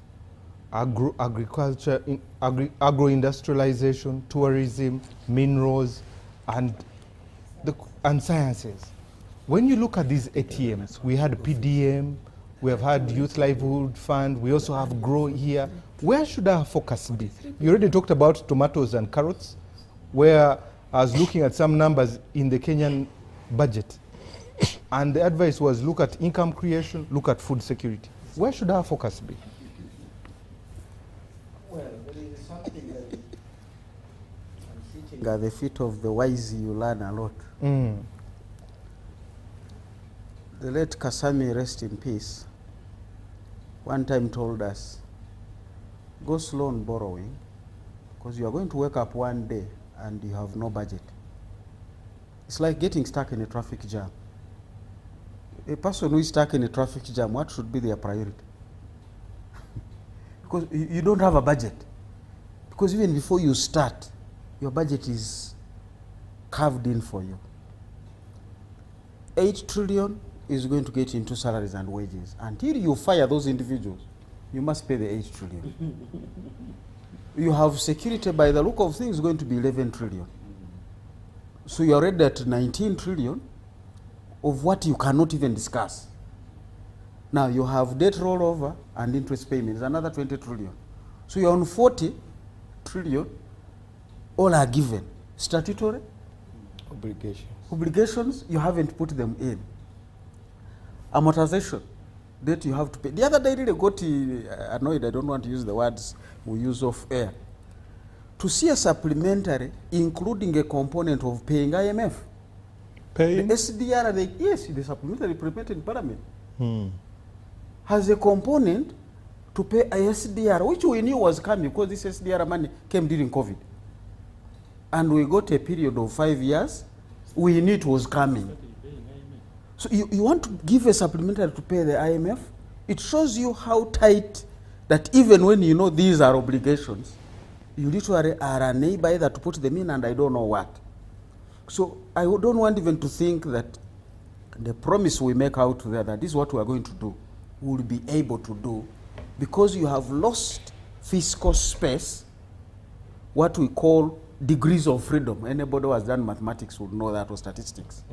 You need space to move, but as I've said, you are really stuck in a jam. You can't reverse. There are 7 cars behind you. You can't go in front. Even at the side, there's a border. And cases here, thank you so much. They are putting now big pavements. Would have gone to the other side. So Muhums are here. I avoid anything called the one way. You're not about to find me on Kitante Road, Lumumba Avenue. No, I will go and die on Nakasero, because there I will tell the other guy, man, you can see in front there. Can we sort ourselves out? And you go back. So how do we sort ourselves out? Now, we don't have that. I'll give you the figures, and Ministers is saying here, these are really the dilemmas. Sometimes I'm glad I can't fit in his shoes. They're already too big for me. Sometimes I have pity on my minister here. Last year we promised in the budget, if you read the budget speech, that we are going to borrow 8.968 trillion in the domestic market. That's what is in the budget. By February this year, we still have 4 months to go from February, and March has just ended. So we are compiling the figures. By February, we had borrowed 14.6 trillion in the domestic market. Wow. 6 above the plan. You're talking about billions. These are trillions. Meaning a lot of things have walked into the minister's space, and he had no option. By February, he has already gone overboard. I don't know where we will be by June when the financial year closes. We have already issued a supplementary of 4 trillion. It's going to add to this. So I don't want even to talk, as I said, about what are the priorities. There's also ECOP money. 3 banks came through. Your priorities are done. You're stuck. The other day we were celebrating, we have signed off a refinery. The refinery is supposed to have a pipeline from where it is to here in Impigi for storing the refined materials. How far is the right of way? And this is why I want to really come and bail out my friends, the accounting officers. Fine, the donor has given me $10 million for investment in a project. But government of Uganda is supposed to give counterpart funding for some of these components. And as long as that is not there, there is no way you'll trigger the other funding. So some of these accounting officers are really thrown into the pit that some of the areas they have, you have only told me 0 non-wage release. So you have only released money for wages.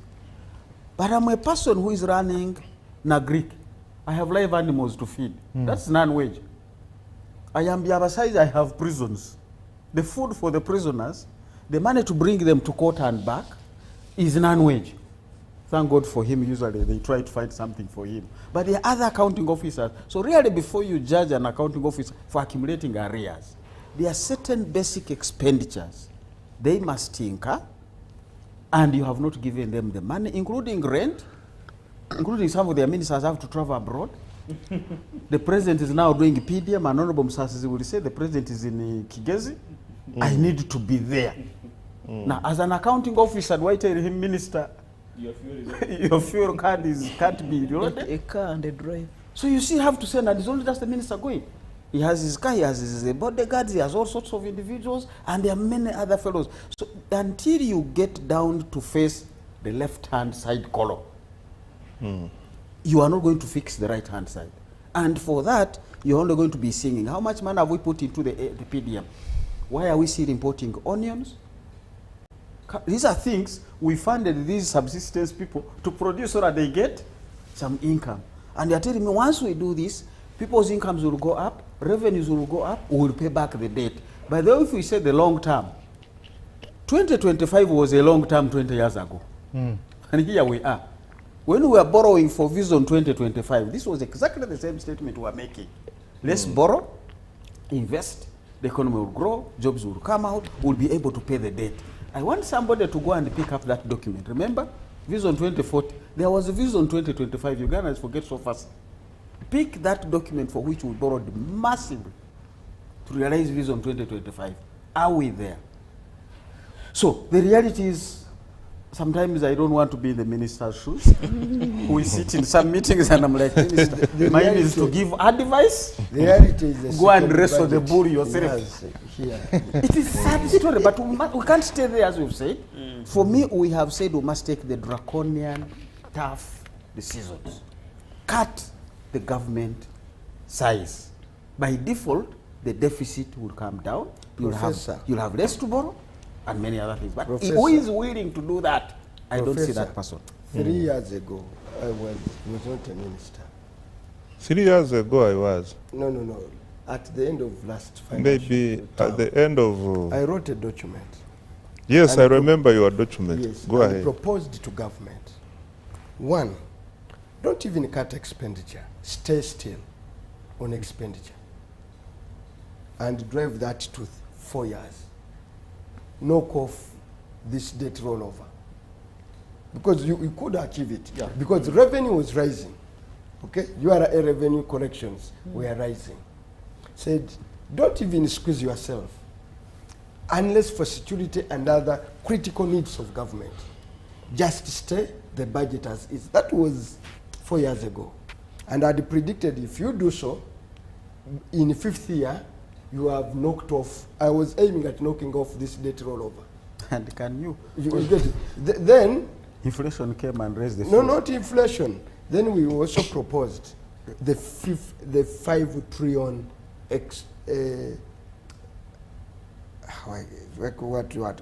wasteful expenditure of government. Said, cap it out. Yeah. The president, somehow, I don't want to take credit, you people in Namukekera picked that document. And the president went and says, oh, they have now discovered a 5 trillion, we are going to, what happened to it? For example, this financial year, they said that RAPEX will save 2 trillion. Okay? RAPEX, which you have just, they said, when we do RAPEX, we are going to save 2 trillion. I'm asking them, in this budget, you've done RAPEX, surely the 2 trillion. I want to quickly, just 1 minute to respond to Honorable Chivumbi's points. Yes, I was with him when he was doing all that. We didn't agree, but I am privy to what he proposed. By that time, there was no SGR expenditure. There was no PDM expenditure. Under science and technology, we had less than 50 billion. And many others which have come in. So you cannot say static budget for 5 years. But that is also not good planning. All those things you're saying. The return is there. You will see. We want it tangible, Honorable Minister. You can't just throw it in the air. Let me come to Professor. Professor, you mean you can't see that our Chiramoto's buses? Tangible, Honorable Minister. The Ministry of Finance gave us. You mean you can't see the returns in the PDM? PBS, it's an innovation, local innovation, procured expensively. When I interrogated its failure, they've now gone out to procure another one. Professor, let me come to you. You have had all these numbers there, but the Ugandan is asking about the money in their pocket.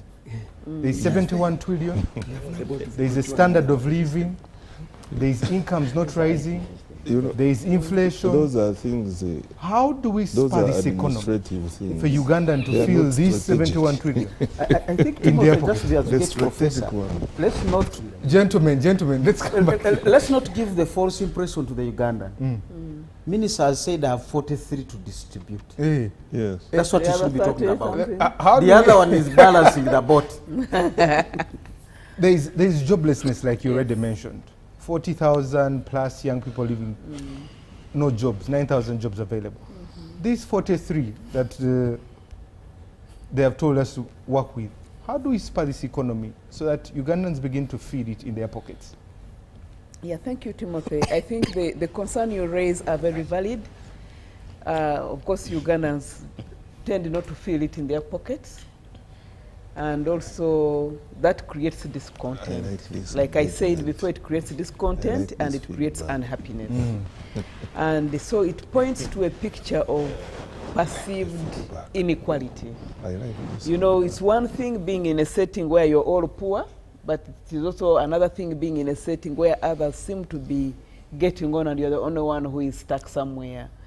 So these figures mean well, and at macro level, I think the government has tried as per the economists. But as I said earlier, the person below may not necessarily feel it. And why don't they feel it? They don't feel it in terms of the joblessness they experience, going to health facilities and they have to pay for medicines, and sometimes with the drugs they don't have. And it is interesting now when you are in the periphery how people are selling land to either treat illness or to pay for school fees. Because they sell this term and then the next term there's nothing to sell. And then they begin imagining people stealing money. So these levels of inequality and the high cost of living, which has galloped on ever since we went into structural adjustment, has created some problems. But I believe that the selection of the priority areas in this budget are actually what we need to do, if we did it well, to resolve those same matters. Because there's an aspect of human capital development which no private investor is going to pick up. Okay, here they will do some diagnostic health facilities, we have the Nakaseros. But to put a health facility in a Molata district in Yumbe, that will have to be Uganda government. So there are those things government will do. As I said earlier, the police posts will have to be government, otherwise no one's going to invest in that. They're not even allowed to invest in that. Education, we can pride of a few big schools in the cities, but to really put educational institutions to the last mile, whether they are vocational, whether they are technical, will always be government. So on the human capital development, skilling people is what is very important. At NCDC level, the assumption that we are working with the understanding that if there's a committee that actually Parliament demanded for the anticipated skills needs for the future. And the argument is if we assume that children are going to drop out at 16 years, how does that child who has left school at 16 years become useful to the community? Yes. This person may decide to have a job as a person making Rolex, but what other skills do they need to do that Rolex and actually prosper from them? Because in other countries, people do those things and prosper from them. There are those, of course, who require AI. If you're going to be a farmer, what are the kind of skills you need beyond just the basic farming? So you have the human capital development side of things.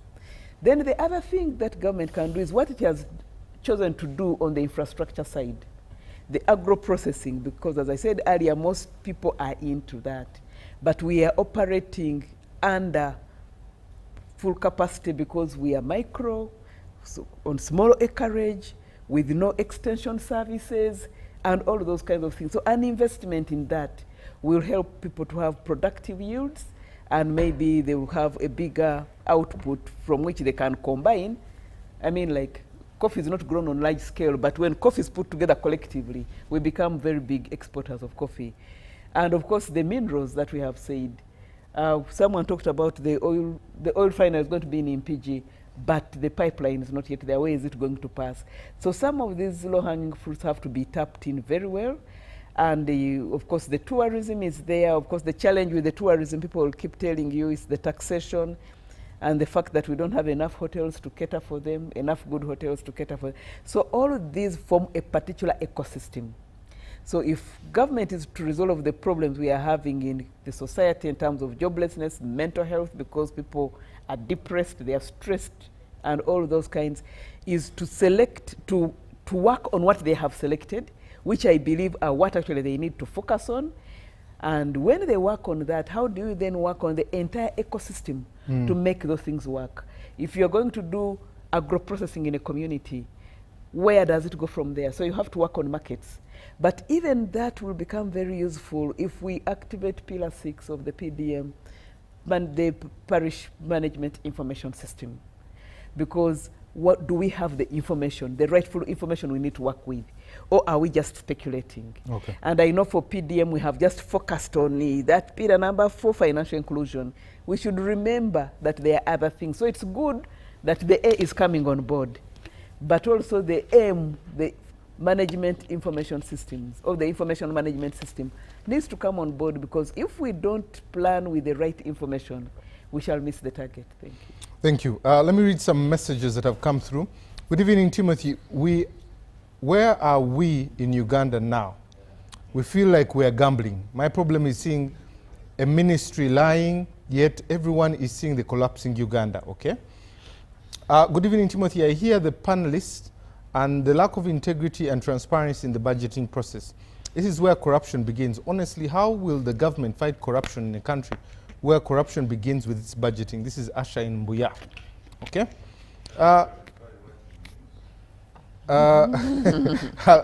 I'll ask, it's a message, I'll ask them to clarify. Can the minister honestly inform Ugandans why Uganda continues to run on a perennial supplementary budget when we have a national development planning and a planning ministry? Who's fooling who? Julius Ankunda. Thank you, Timothy. I'm Stephen from Balde. My concern is the financial allocation to defense.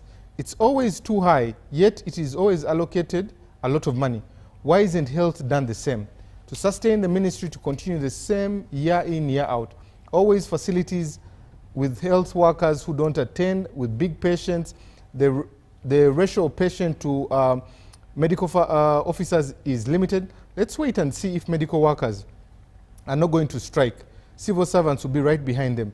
Very unfair allocation of funds in our budget, predicting already.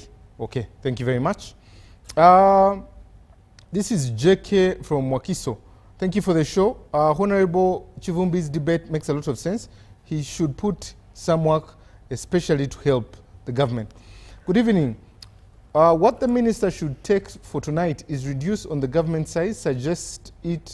I suggest that to my former lecturer, Dr. Mhumza, reduce the appetite of government's borrowing and wasteful expenditure. Moses, okay, thank you, Moses. And finally, this is lengthy. Thank you, Timothy. This is Omona from Tororo. Uganda has previously developed a long-term perspective development plan, Vision 2025. What happened to it? In terms of specific targets, Uganda's National Development Plan 3 and 4, Vision 2040, aim to achieve several goals. Have they been achieved? Reducing poverty, improving healthcare, enhancing education, huge borrowing. Okay, the common man is still poor and paying money for services in the hospital. Okay, we'll leave it at that. Today we'll do it a bit different. With your closing remarks, each of you will get 2 minutes. We'll also pay a tribute to Shaka Sali that passed away last week on Thursday.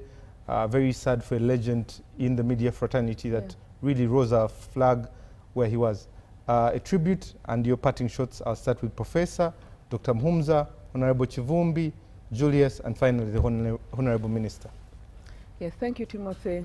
Well, it is very sad that we lost Shaka Sali because he held two positions which actually helped to brand us. Yes. One, he was a very proud Ugandan, so he put Uganda on the map. He was able to articulate to the world where Kabale was. Yes. But, but beyond that, he was also a very proud African. So his Voice on Africa program was very well listened to because here you had an African who was very well informed about Africa, who read widely, but who was also passionate about the continent hosting the program. Ever since he left, I've never understood who hosts this. Maybe I should pick interest. Yes. But we shall surely miss him wherever you are. Please continue upholding the African identity. We shall surely miss you. So that is to Shaka Sali. And for our parting shots, I can just say resources will never be infinite. Resources are finite, and so they have to be used well. Priorities have to be made, and that's what government's trying to do. But I think in making the priorities, sensitization has to occur, because there's a view of what is happening from the policymakers who are making it at macro level.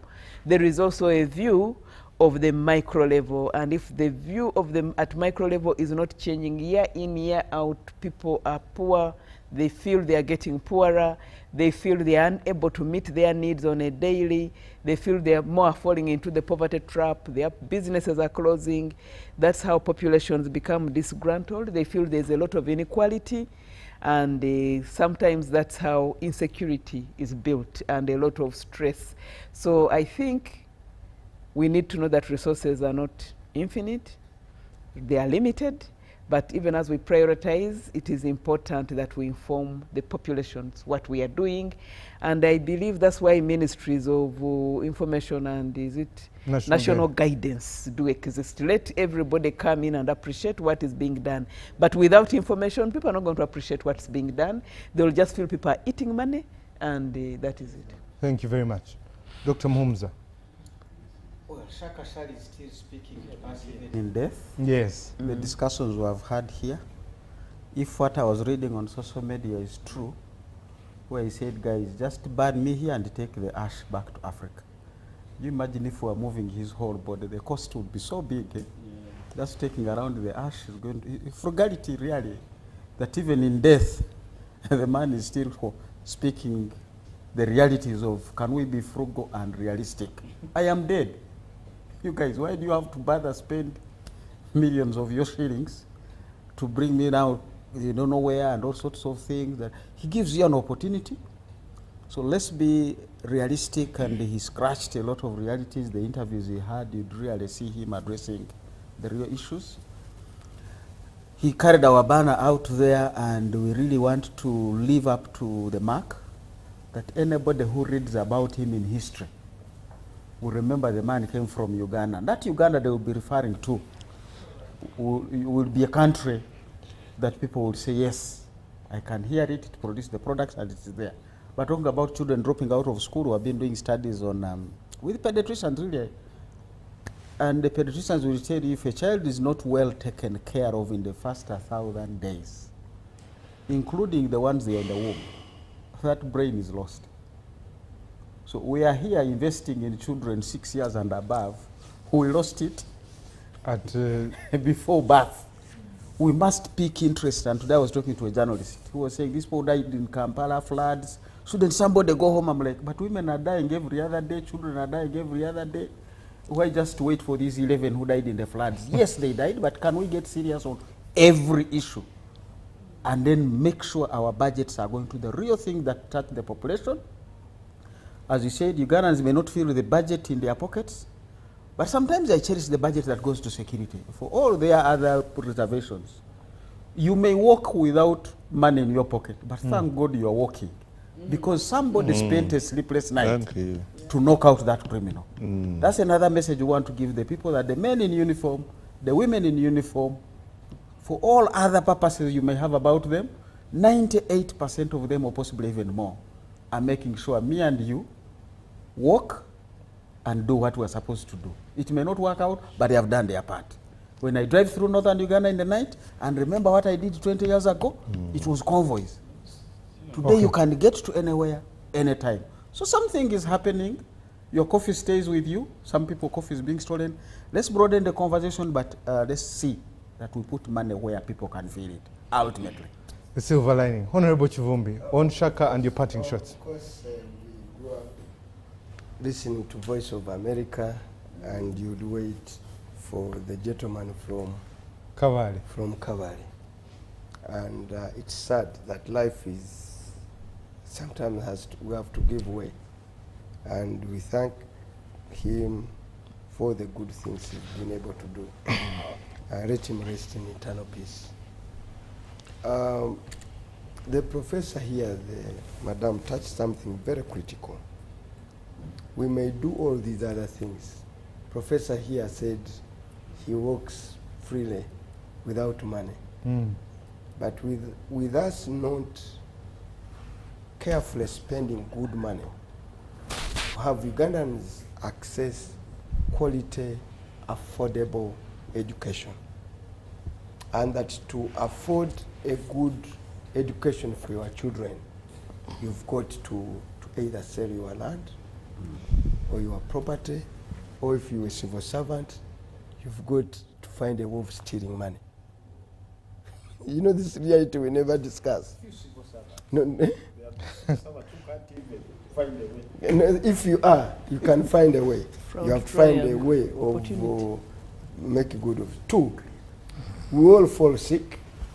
No matter how high you are, you have your relatives there in the village that cannot, and you need good health care.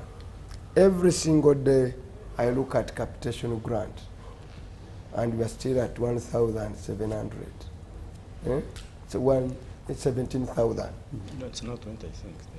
No, the last about audit, that, yeah, about. The last audit talked about 17,000. Okay. Mutwalo gumu kasanvu. You at secondary school, at tertiary, government has been stuck for 30 years, sponsoring 40,000, 4,000 at university level. How can we be at 4,000 for 20, is it 20 or 30 good years? We've been stuck at 4,000 government sponsorship, where you have candidates that qualify nearing 100,000. So the rest of those other Ugandans are left to find a way to finance their way to university education. Oh. Even when you go to these government loan schemes. So these, we may talk about these high things, but the ordinary person wants a good school, wants a good hospital, yes, definitely wants clean water, wants a good road, and of course wants peace and security.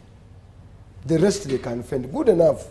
I'm now convinced more than other people is that we have the resources as a country to run and build a better country. Okay. But we need to change the way we do work. We need to change our priorities. Thank you very much. Julius. I think for me, for Shakasali, two things stand out. One, he demonstrated that whether you are tall or short, brown, black, blue, you can still make it in this world. Because if you get focused on what you want, and he did that. So for anybody who is there and say, for me, I don't belong to that tribe, or me, they are, you know, I'm being marginalized. One person demonstrated that and said, actually, you can break the barrier and get out there. And secondly is that definitely he put this country on the world map. There are places you go there and see Uganda, hey, Uganda is still there. We are hoping this kind of stories are likely to change, and then, you know, there's some positive vibe around this time around. For my last short word about this budget process is that how I wish that we have fiscal discipline. For me, especially in terms of that, the little money we have, to use it, to deploy it to only those areas that are likely to benefit this ordinary person.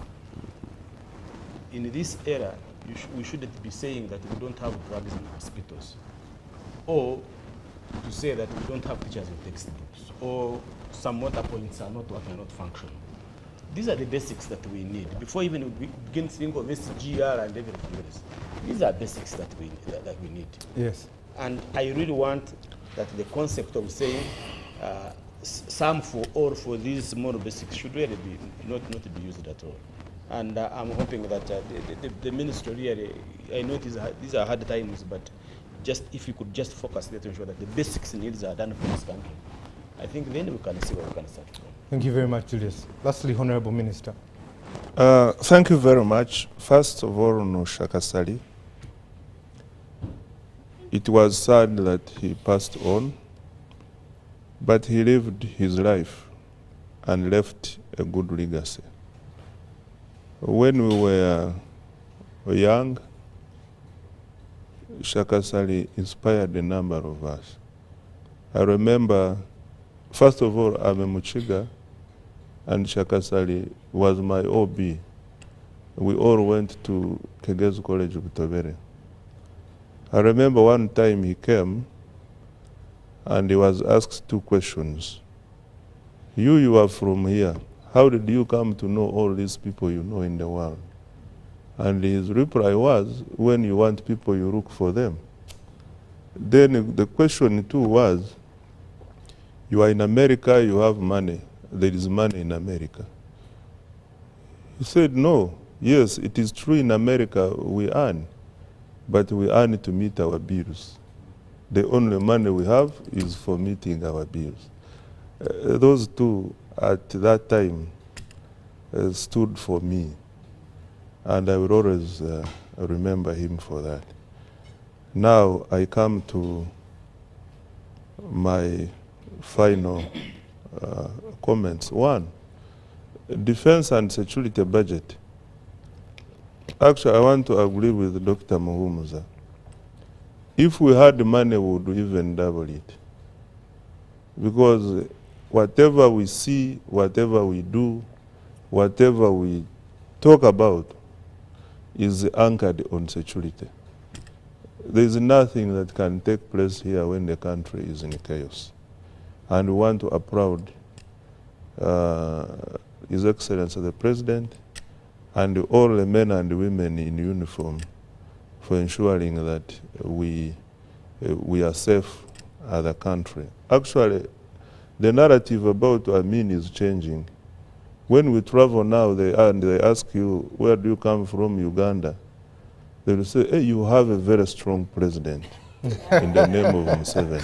Yes, that is what we pick nowadays. They say, oh, your president is very strong. You travel to America, you travel to Asia, you travel where? Africa and everywhere and the rest of the world. So, what do we commit? One, this is an election year, and many people are wondering whether we shall continue fulfilling the aspirations of Ugandans amidst the campaign spending pressures and activities. We have made a decision that we shall not deviate from our priorities because of the campaign financing activities. We shall continue pursuing our ATMs. We shall continue our economic development strategy to ensure that even when there is an election, we don't lose any time because we know where we want to take our economy by 2040, and we know what we must do to get there, and also to assure Ugandans that the economy continues to grow and perform well, and the long term and the future is bright for all of us. Thank you. Thank you very much. I want to thank the production team for making today possible. For everyone that sent in a message, thank you very much. Gentlemen and lady, thank you very much for coming. We'll end with this quote by George Saitoti, where he says, there comes a time when a nation becomes bigger than the individual. Good morning.